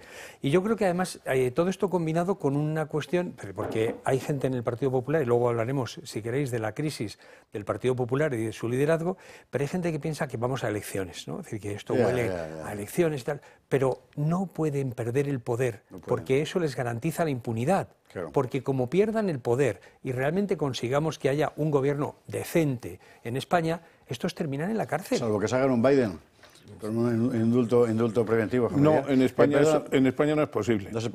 Marcela, Miguel. Bueno, o sea, yo creo que hay 3 puntos esenciales en la multitud de casos penales que rodean al gobierno y a todo su entorno, como bien apuntaba Carlos. En primer lugar es el tema este que tú apuntabas de inverosímil, ¿no? O sea, lo que es inverosímil, lo que resulta inverosímil es que la señora Begoña Gómez tenga 40 euros en sus cuentas. Entonces, yo no sé si la denuncia de Aldama está fundada o no, obviamente, pues parece que Fiscalía la archivó, la Fiscalía Anticorrupción, de la que el presidente presume de quién depende, con lo cual, pues su archivo también queda cuestionado, pero la realidad es que nadie se puede creer que la señora Begoña Gómez tenga 40 euros en sus cuentas. Entonces, o están fuera, o o en algún lado tiene que estar su dinero. O sea, las o a cosas nombre como de son, otra persona. O a nombre de otra persona. Claro. Por eso yo también un día aquí apuntaba, ¿no?, el pedir como oficio en el proceso judicial los movimientos de las cuentas bancarias de esta señora desde hace X años, porque ahí se tiene que ver que esta señora no puede tener 40 euros en las cuentas. O sea, es que eso no se lo cree nadie, eso es una realidad. Por otro lado, me sorprende muchísimo la argumentación de la señora María Jesús Montero del presunto delincuente, ¿no? O sea, desargumentando toda la información que está facilitando Aldama a los diversos procesos judiciales, en su propio beneficio, por supuesto, claro, y para poder tener esa libertad, ¿no? Pero es presunto delincuente cuando les afecta a ellos lo que dicen, ¿no? Pero cuando el fiscal general del Estado está imputado, no es un presunto delincuente. Cuando Begoña está imputada o, bueno, tal, no es una presunta delincuente. Entonces, esa doble vara de medir del Partido Socialista que siempre sacan a colación, ¿no? Y yo creo que, sobre todo aquí, sin perjuicio de este tema de las cuentas, ¿no?, que nace de una noticia o de una posible denuncia de un empresario, no olvidemos que los casos, en su totalidad, se sustentan en informes de la UCO. O sea, es que eso es irrevocable. Claro, o sea, cuando la unidad de la Guardia Civil hace estas investigaciones y llega a estas conclusiones, eso no tiene... O sea, no, es completamente objetivo. Precisamente lo que vamos a contar acto seguido sobre el asunto de los hidrocarburos es que están los informes de la UCO. Es que los pantallazos, porque se ha abierto el sumario, los pantallazos que hay no son de recortes de prensa de la fachosfera y los pseudomedios. No, es que los informes de la UCO. Y flipas, ¿eh? Pero antes de flipar, Miguel Durán, tu pálpito de avezado jurista. Mi visión de la jugada, don Javier, también mi pálpito, es la señora Montero, desde luego, se tira a la piscina, dice que va a adoptar acciones legales. ¿Contra quién? Contra el señor Aldama, que lo único que ha dicho es que existía una denuncia en la Fiscalía. Eso parece ser que es un hecho no controvertido. La denuncia existía. Otra cosa es que sea cierta. El señor Aldama aprovecha esa circunstancia y lanza la piedra, pero no esconde la mano, porque en realidad no es el autor de la denuncia, o por lo menos no es el autor inmediato. La segunda cuestión. Hombre, conociendo como conozco la solvencia profesional del abogado que representa, que defiende al señor Aldama, José Antonio Choclán, sin duda, yo no sé, pero si deja que su cliente diga cosas que luego no puedan fundamentarse razonablemente, pues quizá estaría permitiendo que Aldama se pegara un tiro en el pie, porque perdería credibilidad para otras confesiones que tenga que hacer. Y yo, de José Antonio Choclán, eso no lo sospecho en absoluto. Entendido. Entonces, claro, lo de PDVSA, lo de los 250 millones, el sobrecito ese que Miguel Ángel Pérez, al que yo también felicito desde aquí, parece que ha desentrañado o que está desentrañando. Pues es que eso, si verdaderamente, yo decía en la entradilla del programa que es demasiado hermoso para ser verdad, porque aunque yo creo que Pedro Sánchez se agarrará a lo que sea con tal de seguir empadronado en la Moncloa, pues es que eso ya sería la leche. Y si además ahí en ese sobre encontrásemos por lo menos parte de la explicación a los desvelos que el señor Rodríguez Zapatero tiene por la preservación del sistema chavista venezolano, eso ya sería... Yo prometo que ese día un par o tres de copas me tomo. Mañana. Claro, pero hay que bajar el balón muy concretamente al campo, perdón por la absurda metáfora, del caso de hidrocarburos, que es en realidad donde empieza todo. Es un caso que está llevando el juez Pedraz. En principio está aparte, sí, exactamente, es Pedraz, ¿no? Sí. Hidrocarburos, sí. Aparte, claro, del tema de mascarillas y demás, luego se ha visto que todo estaba conectado. Quiero recordar que han trabajado mucho en este asunto Teresa Gómez y Kitty Garat. Mañana tenemos aquí a Teresa Gómez de Objective para que nos cuente más, así que mañana el programa va a ser interrogatorio a Teresa fundamentalmente. Y es que cada cosa nueva que sale ahí, bueno, es por lo que Aldama estaba en la cárcel, es por este caso, no es por... no es por lo del Zamora. Bueno, ¿y en qué consiste? Hemos hablado muchos días del asunto de hidrocarburos. De este asunto es tan enorme que lo que van saliendo son informaciones fragmentarias. Cuando las pones todas en una pared, ¿verdad? O sea, usted esto esas series de investigadores que tienen toda la pared de su casa llena de post-its, de colores, ¿verdad? Que tiran hilos y que te vuelves loco nada más verlo. Pues lo mismo. Pero hemos tratado de hacer un ejercicio, digamos, inverso.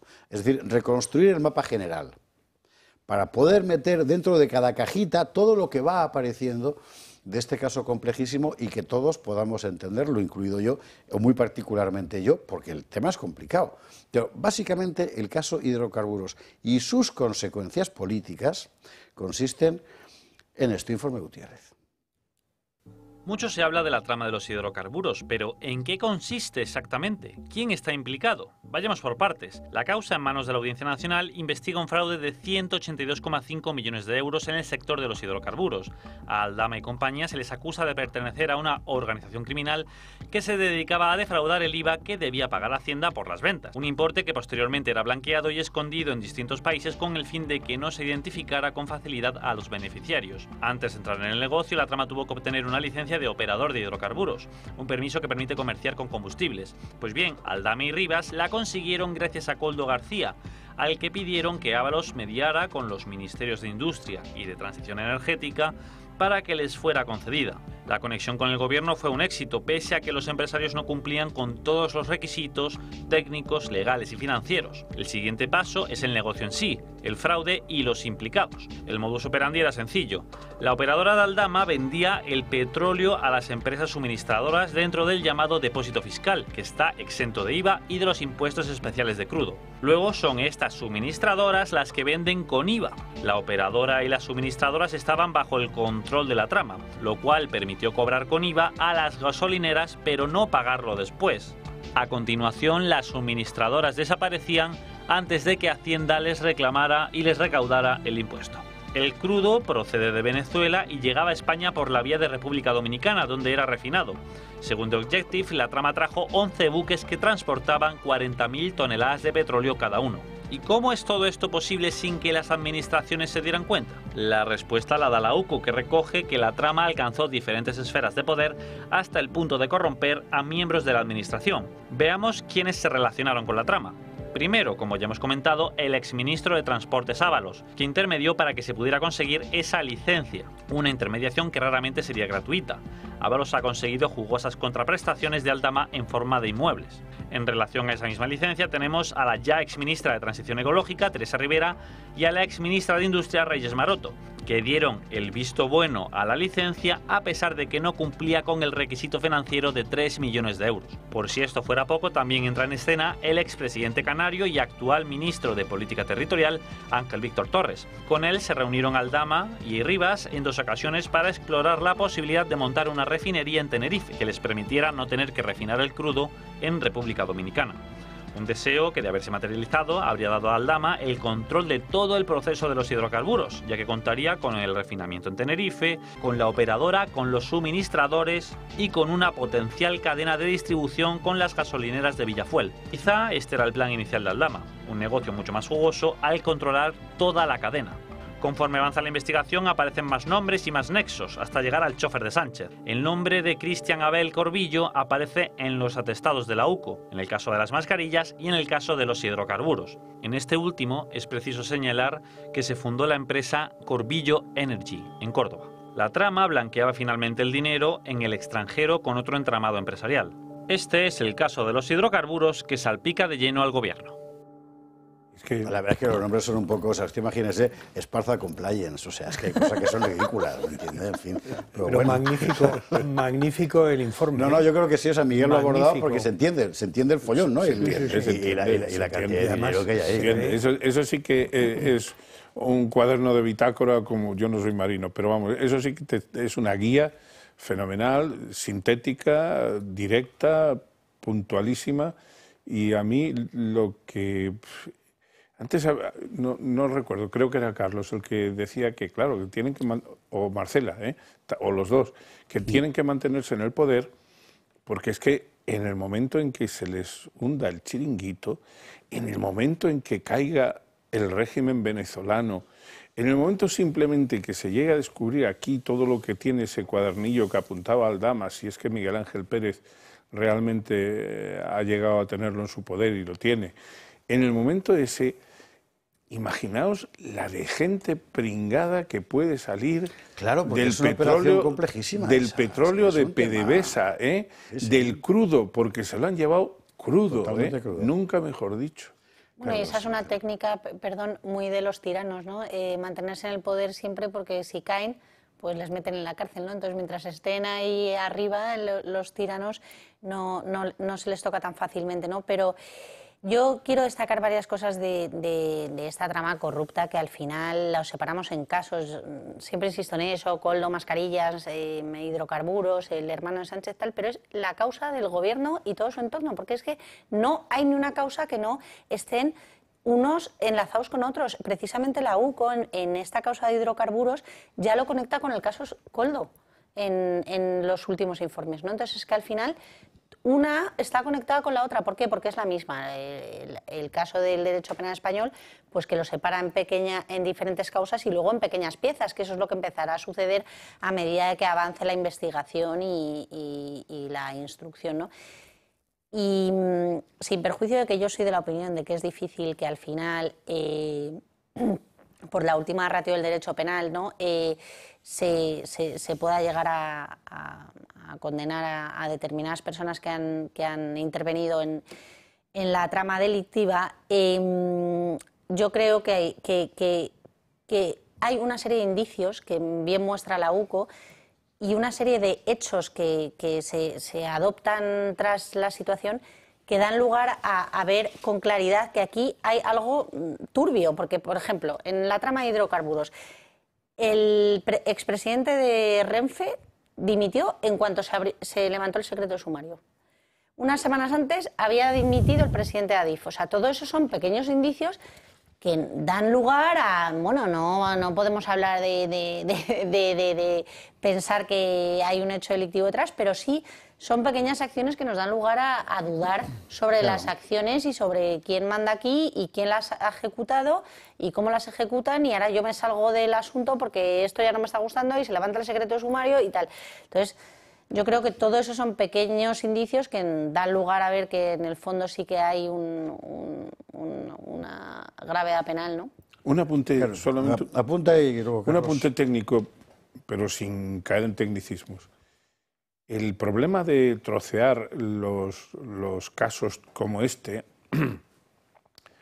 que es a lo que se ha referido Marcela cuando habla de las piezas separadas, el problema es que puedes llegar a perder algo la perspectiva de conjunto, ¿no? Claro.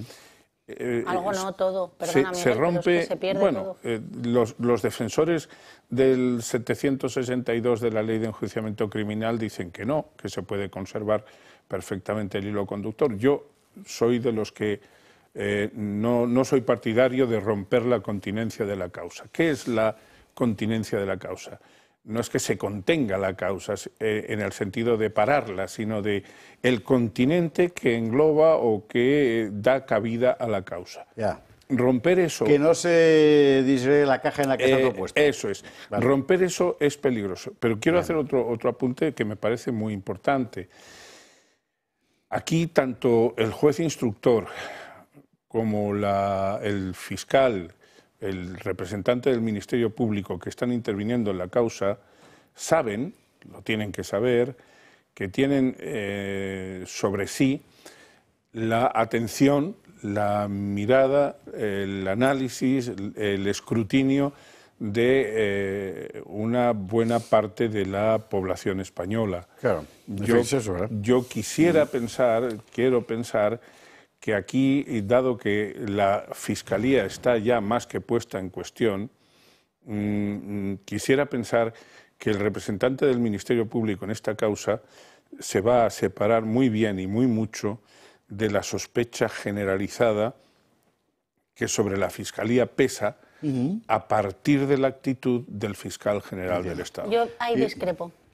Pues vas a discrepar después de la publicidad, Vale, porque venga, te tiene que contar ya Carlos Astiz, hemos de irnos a la publi, y como vamos a seguir hablando de esto, porque hay que hablar de Begoña, hay que hablar del hermano, hay que hablar de todo eso, Carlos... Muy rápido.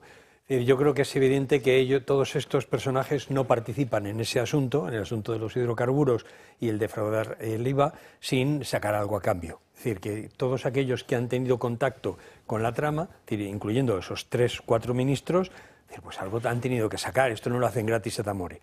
Pero luego hay una cuestión que es especialmente sangrante, el fraude, esto es un fraude del IVA.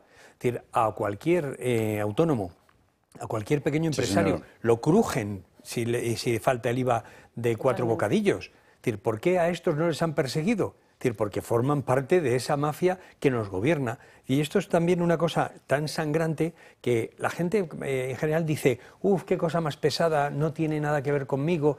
Pero no es verdad. Es decir, todo el dinero que se roba, es decir, mientras están robando no están cumpliendo su obligación de resolver los problemas del país o ayudar a resolverlos.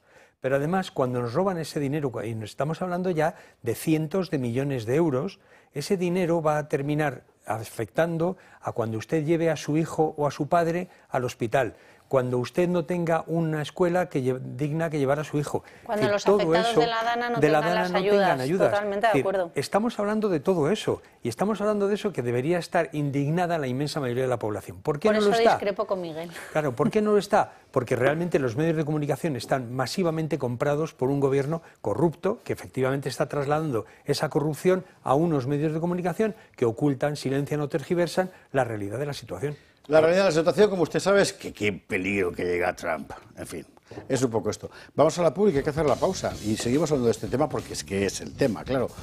Antes, si tiene usted que ir a comer o cenar a algún sitio en Madrid, yo le recomiendo vivamente Montes de Galicia. Además, el otro día estuve allí con mi hija y fue auténticamente maravilloso.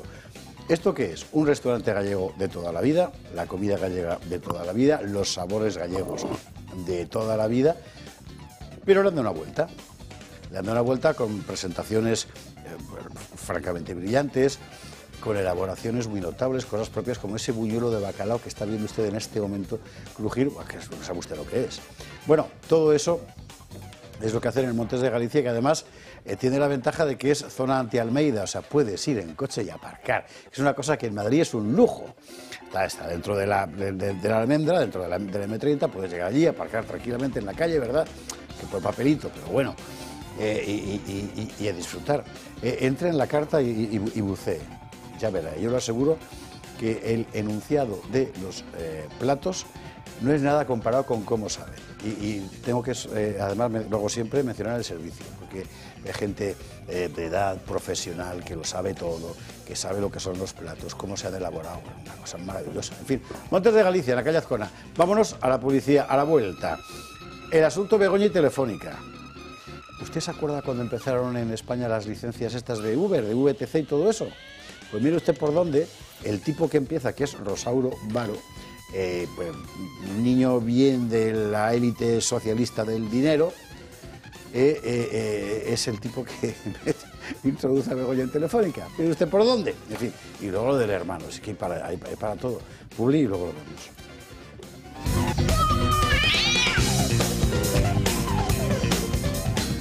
25, 22, 25 en Canarias, y estábamos con lo que estamos, o sea, el notición del día, evidentemente, es esto de los 250 millones de dólares en cupos de petróleo venezolano para financiar la Internacional Socialista. Ese es el famoso sobre, ¿verdad?, que decía Aldama, que eran cuestiones muy delicadas que concernían a la presidencia del gobierno. Aquí hay algo que se nos escapa a todos, menos a Miguel Ángel Pérez, imagino, ¿verdad?, que es que esta mañana había dicho Aldama que, bueno, eso lo sacará cuando tenga que sacarlo, sin explicar de qué estaba hablando, ¿verdad?, pero es evidente que ya no controlan los acontecimientos. Algo ha pasado para que fuentes del caso filtren esta información, ¿verdad?, y ahí el mérito del periodista es estar con la cesta puesta para recogerlo, claro. Algo ha pasado, que ha sido decir esto a Aldama y alguien decir, no vas a guiar tú. ¿Cómo va esto? Es evidente. Bueno, pero yo ahí lo dejo. Esto no es ni bueno ni malo, sencillamente la vida es así.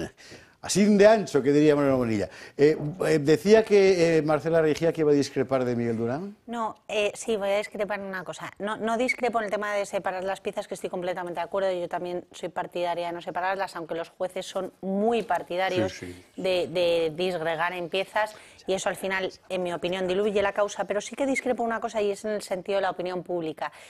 Yo no estoy de acuerdo con eso. Creo que los españoles estamos adormecidos, porque si no estaríamos todos en la calle. O sea, estas noticias que son constantes de corrupción y tal, significa que es que no les exigimos nada a nuestros políticos, y que la gente al final, bien porque los medios estén comprados y nos lo cuentan como apuntaba Carlos, o bien porque les importa muy poco, porque hoy hay fútbol, ayer era Navidad y mañana Dios dirá la siguiente noticia, no están en la actualidad política como estamos, ni en estos casos de corrupción, porque es que de verdad, si no, estaríamos todos en la calle, y era para... Ahí me está retando Miguel para contestarme, pero era para estar todos en la calle, porque la gente, yo creo que no está en esto, y realmente en los medios de comunicación no se habla de esto. Y solo por último, apuntar eso mismo que apuntaba Carlos, de que estoy totalmente de acuerdo, de este caso de corrupción, de fraude de IVA, que a cualquier español simple de a pie nos tienen con la lupa puestos en cada declaración que hacemos,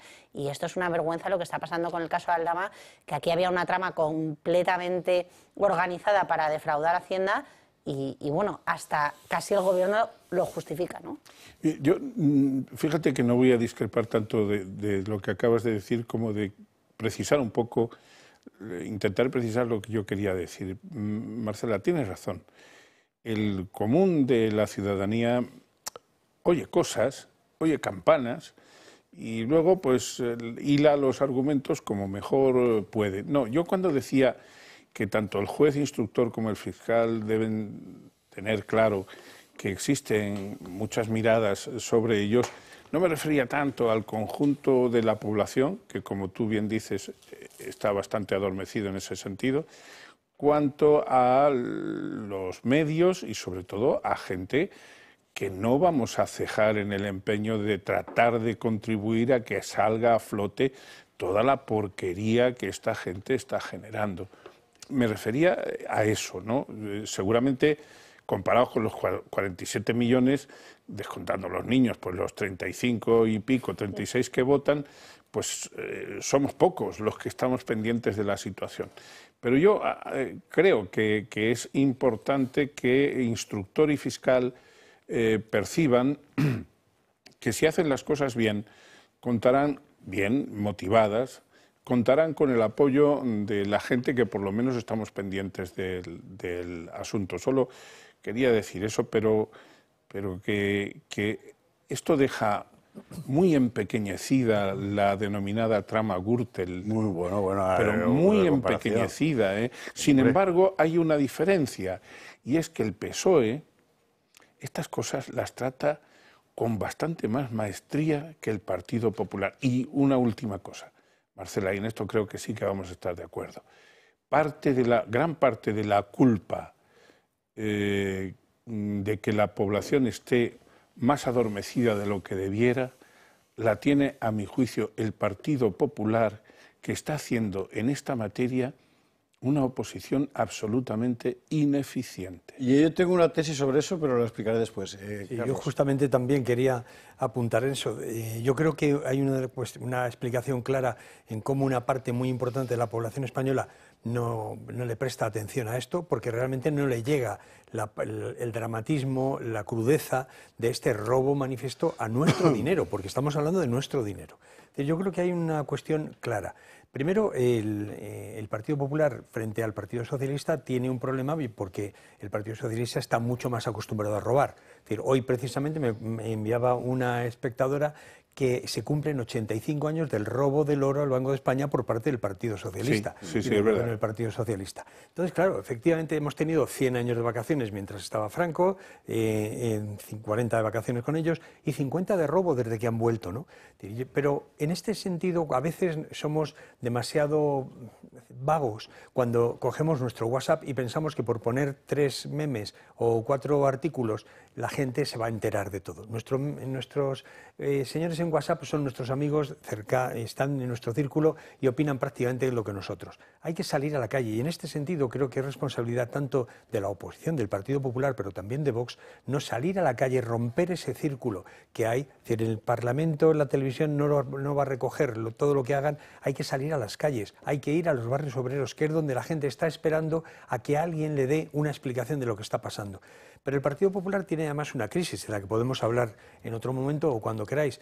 Tiene una crisis clara porque yo creo que el liderazgo de Feijóo está demostrando que no es capaz de hacer una oposición mínimamente Vamos a verlo inmediatamente decente, después, ¿no? Que veremos lo que ha pasado hoy en las Vale. Cortes y querría reservarme los últimos 20 minutos del programa precisamente para ir al asunto, porque es que es muy... Usted ha visto que aquí en estos últimos días, semanas, meses, años, a la vida parlamentaria le prestamos una atención nula porque no hay Parlamento, realmente. O sea, aquello se ha convertido en una especie de prolongación del Ejecutivo vía Francina Armengol y las guerras entre Junts y el PSOE en realidad solo sirven para saber por dónde más va a apretar Puigdemont a Sánchez y hasta dónde se va a dejar para seguir en el poder. Pero lo que ha pasado hoy es bastante importante, así que dedicaremos una buena parte del final del programa a esta cuestión. Eso significa que vamos a irnos a la última publi dentro de nada, de 3 o 4 minutos. Respecto al PP, yo sí que quería decir una cosa. En el asunto de las mascarillas, por ejemplo, donde han empezado a flaquear, es que objetivamente hay comunidades autónomas gobernadas por el PP que han comprado material de ahí. Y a la hora de, claro, y seguramente no con la intención de forrarse, pero en todo caso, al final va a salir. Y es verdad que estos son maestros en decir, pero es que tal comunidad también compró, ¿no? Bueno, no lo sé, pero ahí van a tener que decidir tirar por la vía del medio, ¿no? De momento... Bueno, ese es el problema, que uno por autores, otros por cómplices, pues aquí al final nos estafan a todos los españoles y no pasa nada, ¿no? Mira, una diferencia. El robo a los abogados de Alberto González Amador, ese sí es un robo profesional. Sí, la operación Kitchen contra Luis Bárcenas fue una operación de Pepe Botero y Otilio, joder, Pepe Botero y salía Otilio, Ovidio, a domicilio. Es que esa es la diferencia. Y Carlos, es que la izquierda administra la calle muchísimo mejor que la derecha. No, por dejación de la derecha. Pero la salida de la calle de ahora yo no creo que venga de derechas o de izquierdas. O sea, viene de movimiento nacional. O sea, es que nos están engañando en la cara y aquí los españoles estamos mirando a otro lado. Si esto lo estuviera haciendo un partido encuadrable en lo que tradicionalmente se llama derecha, las calles estarían absolutamente... Pero por instinto de poder. Porque tiene un tejido, porque la izquierda realmente, la supuesta izquierda, es decir, lleva años organizando un tejido social, es decir, de organizaciones, asociaciones, que financia también los ayuntamientos, las diputaciones o las comunidades autónomas de la supuesta derecha. Y ese tejido social que vive de eso, que vive precisamente de designar quién es el enemigo al que hay que atacar constantemente, es decir, eso no lo tienen, porque es muy duro, es muy difícil. Y realmente la derecha tradicional, ni el PP ni Vox, tienen ese tejido social, ni parece que tengan interés, pero es la base inicial, mínima, imprescindible, como para poder dar la batalla en las calles. En fin, mañana, como viene Teresa Gómez, espero que no nos falle, vamos a hacer especial corrupción. Así que el material que teníamos preparado hoy... Mañana te voy a oír de cabo a rabo. Mira qué bien. Con perdón. El material que teníamos preparado hoy de Beatriz Dávila y Teresa y Gloria Sacristán sobre las declaraciones en el caso Begoña, su telefónica, mire usted por dónde, el caso del hermano, que es para no creérselo todo lo que ha pasado ahí, lo vamos a dejar para mañana. Para ir viéndolo. Hoy de momento la clave hoy era evidentemente el asunto de hidrocarburos y mucho más después de esta revelación de Miguel Ángel Pérez acerca de lo que había en el famoso sobre, ¿verdad?, que tanto empeño había puesto el juez en encontrar. Lo que hay son los cupos de 250 millones de dólares en petróleo venezolano para financiar la Internacional Socialista. Mire, significa tráfico ilegal de hidrocarburos, claro, evidentemente mordidas por parte de alguien. 2, financiación ilegal del conjunto de la Internacional Socialista, no solo del PSOE, porque habrá que ver ese dinero a dónde ha ido. 3, connivencia absolutamente repugnante del socialismo, ya no solo español, europeo, con el régimen de Maduro. O sea, todo. En fin, para no creérselo. Vamos a la publicidad, vamos a hacer una pausa y a la vuelta vamos a ver lo que ha pasado hoy en las Cortes. Como usted sabe, el Gobierno había planteado las votaciones de hoy en términos de coger a los pensionistas y utilizarlos como escudos humanos. O sea, si no me apruebas todo lo que yo quiero, que he metido aquí también las pensiones, ¿verdad? Vas a hacer daño a los pensionistas. Bueno, al final, ¿qué ha pasado? Bueno, pues ha pasado lo que vamos a contar a la vuelta y ha quedado de manifiesto, por cierto, el complicadísimo papel de un Partido Popular que no sabe si coger criada o ponerse a servir, como se decía antiguamente. Pues y lo vemos. 23:41, recta final del gato y nos vamos a ver lo que ha pasado hoy, parte de lo que ha pasado hoy en las Cortes, donde el varapalo al Gobierno ha sido monumental. Breve crónica de lo que ha ocurrido. Unos piden elecciones. Que si no dispone de ese apoyo parlamentario, que sí que tienes capacidad para convocar elecciones. Mientras desde el Gobierno cargan toda la culpa sobre el PP. Tanta irresponsabilidad, no me extraña que haya muchos ciudadanos que estén hartos. Cuando en febrero los 12 millones de pensionistas vean que su pensión ha bajado, que se acuerden de que ha sido el Partido Popular en compañía de otros. Cuando otros incluye también a sus socios de Junts. Este miércoles el Gobierno ha vuelto a sufrir una derrota parlamentaria más. Primera del año, sí, cuando en 2024 suma hasta 71.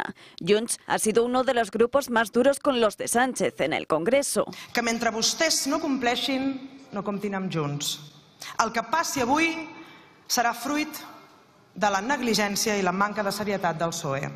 Amb nosaltres el xantatge i la pressió no té efectes, perquè no tenen majoria i han de deixar d'actuar com si la tinguessin. Junto al Partido Popular y Vox, los de Puigdemont han dicho no al impuestazo a las energéticas, pieza que era clave además para que el Gobierno pudiese conseguir el sí de Podemos a unos presupuestos. Pero suma también la formación independentista su voto a los grupos de Feijóo y Abascal para tumbar la denominada como Ley Òmnibus, una especie de cajón desastre que todos critican. Aquesta pirateria seva, nosaltres ni la compartim ni la votem.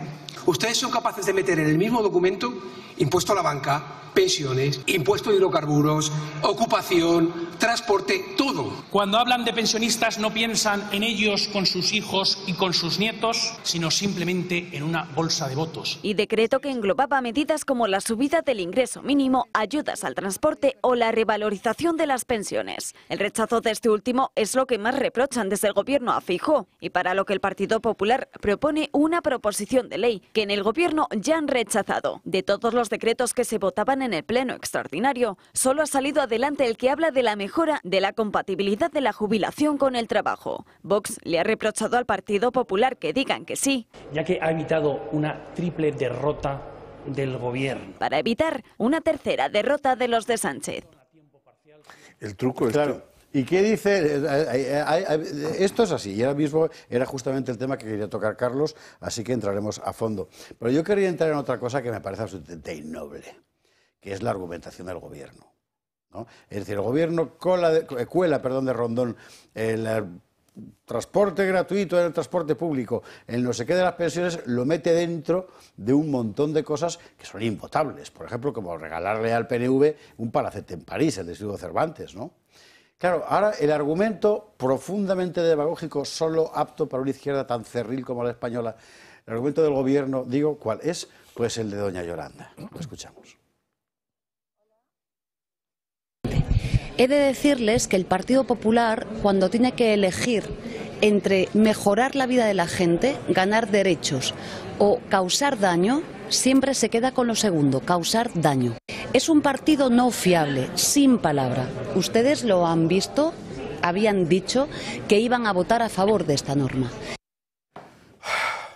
De verdad, y hay gente que la sigue. Y esto es un problema seguramente ya no político, sino de otro orden, ¿no? Pero bueno, la situación en la que ha quedado el PP, efectivamente, Carlos. Yo creo que es muy importante. Hay una cuestión primera que es, tú, a no ser que seas un trilero, y en ese sentido tengo que estar de acuerdo con la de Junts, no metes en un mismo saco cosas tan dispares simplemente para que te las aprueben por el asunto de eso es ser un tramposo, un mentiroso, un sinvergüenza, tener un trilero, básicamente, que quiere engañar a la población. Pero yo creo que esto lo que ha dejado claro es la falta de consistencia ideológica y política del Partido Popular. Yo creo que tienen un problema muy serio y además lo empiezan a percibir cada vez más, porque empiezan a dejar de tener aliados internacionales, empiezan a ver cómo sus aliados internacionales realmente son los aliados del Partido Socialista Europeo y similares, y en ese sentido, es decir, se les está moviendo la tierra bajo los pies. Yo creo que en este caso Feijóo está demostrando de nuevo que no tiene muy claro que cuando tú tienes un trilero enfrente, un tramposo, que además está haciendo trampas constantemente, que te ha engañado 150 veces, que le des la oportunidad de engañarte 151, entonces es que el tonto eres tú. Cuando, como dice el dicho árabe, ¿no? Es decir, la primera vez que te roban, es culpa del ladrón. Si la segunda vez te roban, es culpa tuya. Y yo creo que en este caso, es decir, empieza a moverse ya y se percibe en el Partido Popular corrientes de esto lo tenemos que cambiar y esto significa cambiar el liderazgo.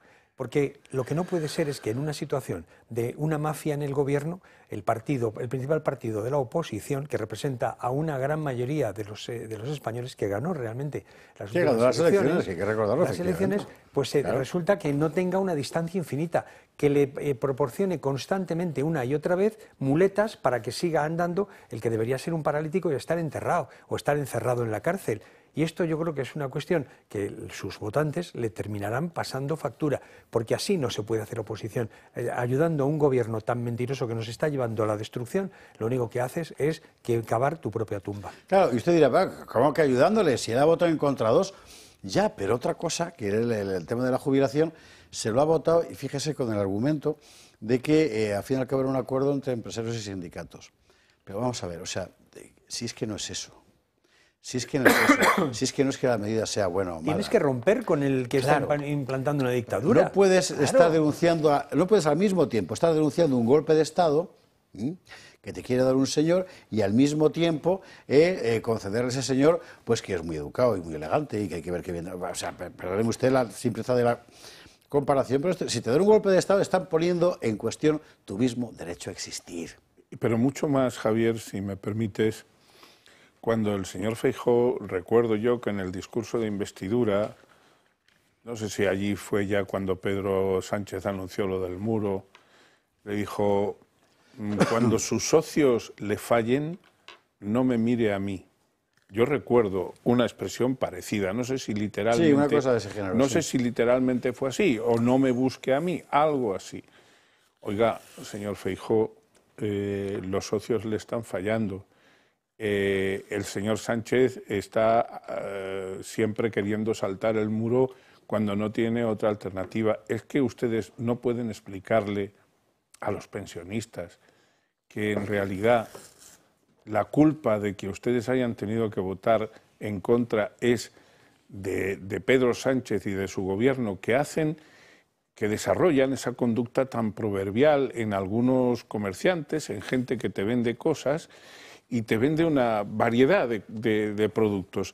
Sí. Y si te tiene que vender un cajón lleno de esos productos, arriba te pone los buenos y te va intercalando luego la basura, la bazofia, lo desechable, te lo va intercalando y te dice, si me compras el cajón, me lo compras entero.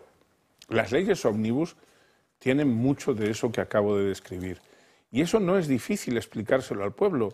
Se le puede explicar y el pueblo lo entiende. Lo que no puedes explicar, Miguel, es que haya omnibuses buenos y omnibuses malos. Claro, que es donde está el asunto. Pero es que es una cuestión de principio. O sea, ni aunque todo fuera bueno, no puedes votarle nada a favor a este gobierno y luego pretender tener legitimidad moral como para cuestionar su derecho a gobernar. Es que es así, ¿no? Al final el PP, y aquí es donde, ahora le doy la palabra a Marcela, que tiene mucho que decir sobre esta cuestión, es donde el PP tiene un verdadero problema, que es el de siempre. ¿Con cuál de las dos P's te quedas? Porque por una parte tienes gente dentro del Partido Popular convencido de que hay que hacer una oposición frontal, global, porque ya no estamos hablando de discutir unas políticas, es otra cosa lo que está en juego, ¿verdad?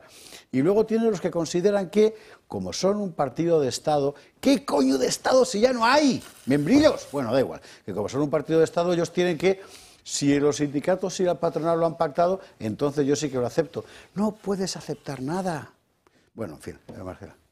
Contestando a tu pregunta, yo no me quedo con ninguna de las dos P's. Bueno, ya sí. Pero me quedo con la V de Vox, no, pero no me quedo con ninguna de las dos P's por una sencilla razón. Porque el Partido Popular recrimina constantemente en los medios de comunicación, en las manifestaciones, en la calle, en las declaraciones públicas, de todo a este gobierno. Incluso ha dejado caer que es una dictadura, pero a la hora de la verdad siempre le da balones de oxígeno con esto, con los pactos en Europa previos a las elecciones a puerta cerrada, etcétera. Constantemente le está dando apoyo y hace de cómplice necesario. Entonces, uno con un partido así no se puede quedar. Y apuntaba Carlos el tema del engaño, ¿no? Que es el tonto útil que al final siempre le vota porque le están engañando. Pero es que ya no solo el engaño, es que ¿cuáles son los socios del partido que no ha ganado las elecciones? Como bien apuntaba Carlos, son los separatistas, los nacionalistas, los amigos de la ETA, los comunistas. Con esa panda gobierna el partido que no ganó las elecciones. Entonces, ¿a qué viene el Partido Popular a darle ni un solo balón de oxígeno a un gobierno que se conforma por eso? Cuando tú estás apoyando leyes de ese gobierno desentramado destructor de España, estás apoyando la destrucción de España. Y es que es así, le gusta a la gente oírlo o no, es así. Entonces, al final se convierten en esos cómplices necesarios de sostener al tirano de Sánchez en el poder. Y por último, pues sobre el tema de meter varias cosas en la misma ley, que lo que provoca de facto, efectivamente, es que algunas leyes que pudieran ser positivas en alguno de sus preceptos y preámbulos, claro, cuando te meten esas cositas al final, pues como lo de los ocupas, ¿no? Como lo de ampliar un año más, no expulsar a los inquiocupas, pues claro, es que eso se hace inviable votarlo y al final es un engaño como muy bien apuntaba Carlos. Y efectivamente, tú lo has dicho al inicio, antes de la publicidad, no hay Parlamento en España y así es. No hay Parlamento en España, pero por dos motivos. Porque nos gobierna un tirano y porque el principal partido no hace oposición.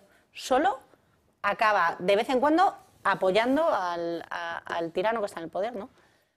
Y luego otro asunto paralelo que ha salido hoy ha sido la bronca entre Esquerra y Junts. Aquí hemos contado muchas veces, sobre todo los que conocen más la cosa catalana, como Miguel Durán, que se odian a muerte unos y otros. Sí.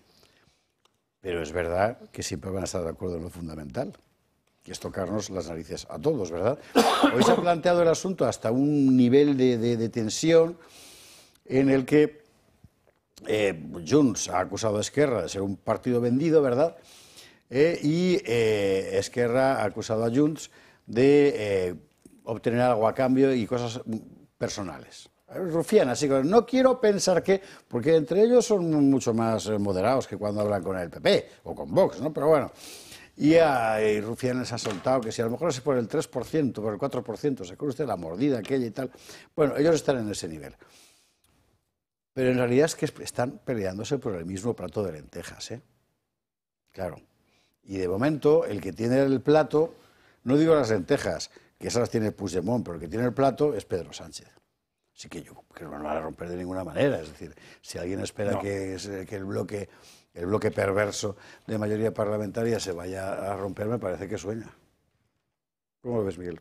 Absolutamente como lo acabas de describir. Es decir, en Cataluña, mientras no existió el PSC con capacidad de gobierno, la tradicional Convergencia con Unió fueron gobernando en la época de Pujol durante prácticamente 2 décadas seguidas. Cuando después el PSC entró en liza ya con capacidad de gobierno, en el primer gobierno de socialista con Maragall al frente, Esquerra Republicana automáticamente se posicionó al lado del PSC. Y eso le generó una serie de sarpullidos en Convergencia que no los digirió, no los acabaron de digerir hasta que no quisieron embarcarse juntos en la deriva independentista. Pero esos antiguos recelos, esos resquemores afloran. Es decir, en cuanto que se sienten separados por la virtualidad de formar parte de un gobierno o no, como es el caso ahora de Esquerra Republicana, que está dando soporte a Illa, mientras que Junts está absolutamente fuera de todo eso, pues ahí se vuelven a poner de manifiesto las guerras, incluso fratricidas, que pueden existir entre los herederos de Convergencia y los herederos de Carod Rovira. Bueno, yo creo que Míriam Nogueras hoy denunciaba del gobierno, ¿no? Que no van a ceder a chantajes y a presiones, pero la realidad es que el chantaje y la presión la tiene ejercida Junts sobre el gobierno, ¿no? Entonces, habla de chantaje, la principal chantajista. Sí, la principal chantajista, sí, es que a mí me han sorprendido las declaraciones, ¿no? Entonces, yo creo que estamos en un pulso constante de estos partidos, de ambos, porque al final uno con más poder u otro, uno liderando u otro, tienen sometido al tirano de Sánchez, que con tal de con tal de mantenerse en el poder, pues va a cederle todas las concesiones, ¿no? Entonces ese chantaje y presión es la que yo creo que siente el gobierno y que tiene la espada de Damocles para poder seguir manteniéndose en el poder. Sin duda, yo creo que además en este caso, es decir, lo que sí está claro es que España está en venta, se la están repartiendo y se están repartiendo el dinero de los españoles, sin que los españoles digan prácticamente nada, es decir, exceptuando algunas voces minoritarias, la mayoría del arco político está metido de hoz y coz en este proceso de corrupción. Es decir, con lo cual, realmente la lucha ya no está en el Parlamento. La lucha tiene que ser cada vez más fuera del Parlamento y efectivamente es la única manera de denunciar que de Parlamento ya no tiene más que el nombre. Porque la capacidad que tiene la oposición de siquiera, y lo hemos mencionado, de hacer siquiera que el presidente del gobierno vaya a explicar alguna de sus políticas es ninguna. ¿Para qué sirve? Es decir, para estar allí unos cuantos diciendo que salen en la tele. Es decir, realmente no entiendo qué función cumplen hoy nuestros diputados, que no están directamente quedándose en la puerta, levantándose cuando intenta hablar el corrupto, el líder de la corrupción. Me parece que hay que empezar ya a hacer esa serie de gestos que dejen en evidencia a todo ese proceso de corrupción que está desnaturalizando la democracia española. Yo estoy de acuerdo con Carlos, usted lo sabe, yo se lo he defendido aquí siempre. Luego la gente que viene aquí, diputados y tal, pues miran raro, ¿no? Pero, yo me voy a arriesgar a un vaticinio. Tienes un minuto para vaticinar, que luego tiene que vaticinar vaticino, que es muy posible que llegue incluso a articularse un intento de moción de censura, que Puigdemont y los suyos digan sí, vamos, para acabar de estresar absolutamente a Pedro Sánchez y que en el último momento Junts se baje. Claro. Sí. Eso puede ocurrir, ¿eh? Y Rufián hoy ha soltado algo de eso, perfectamente, pero sí. Puede ocurrir, ¿eh? Sí. O sea bueno, eso es posible porque estos partidos no se han visto nunca en una así y nunca van a tener esas concesiones porque es difícil que si hay elecciones que el corrupto de la Moncloa repita, ¿no? Pero yo sí que estaba de acuerdo con lo que apuntaba Carlos, que es un tema bastante interesante sobre esa falta del Parlamento español, que al final es una quiebra del Estado de Derecho y es lo que se hace en todas las dictaduras, ¿no? Entonces, eso nos tiene que alarmar porque al final los que conocemos muy bien cómo funciona el sistema comunista no deja de ser una efectividad de poner en práctica ese sistema. Y es eso, precisamente, yo creo que Vox lo ha anunciado muchas veces, que en las sesiones de control solo le dejan preguntar cada 3 miércoles, ¿no? Entonces, si tu oposición es esa, si con la connivencia de todo el arco parlamentario a la oposición solo le dejan hacer preguntas cada X, por supuesto que nuestro presidente no contesta jamás, ¿qué sesiones de controles hay? O sea, ¿qué parlamento hay? La pregunta, es una pantomima, pero la respuesta mañana, porque quedan 20 segundos y ya no da es una pantomima. Para más, pero pregunta, es una ¿qué hora es? Manzanas traigo. Manzanas traigo. Y nosotros manzanitas y yogur. Don Carlos Astiz, don Miguel Durán, doña Marcela Erejía. Mil gracias a los tres por estar aquí esta noche. Nosotros mañana más gato, un montón de contertulios, corrupción, venga, corrupción. Enormes cantidades de corrupción. Pero nuestra, no. Que descanse.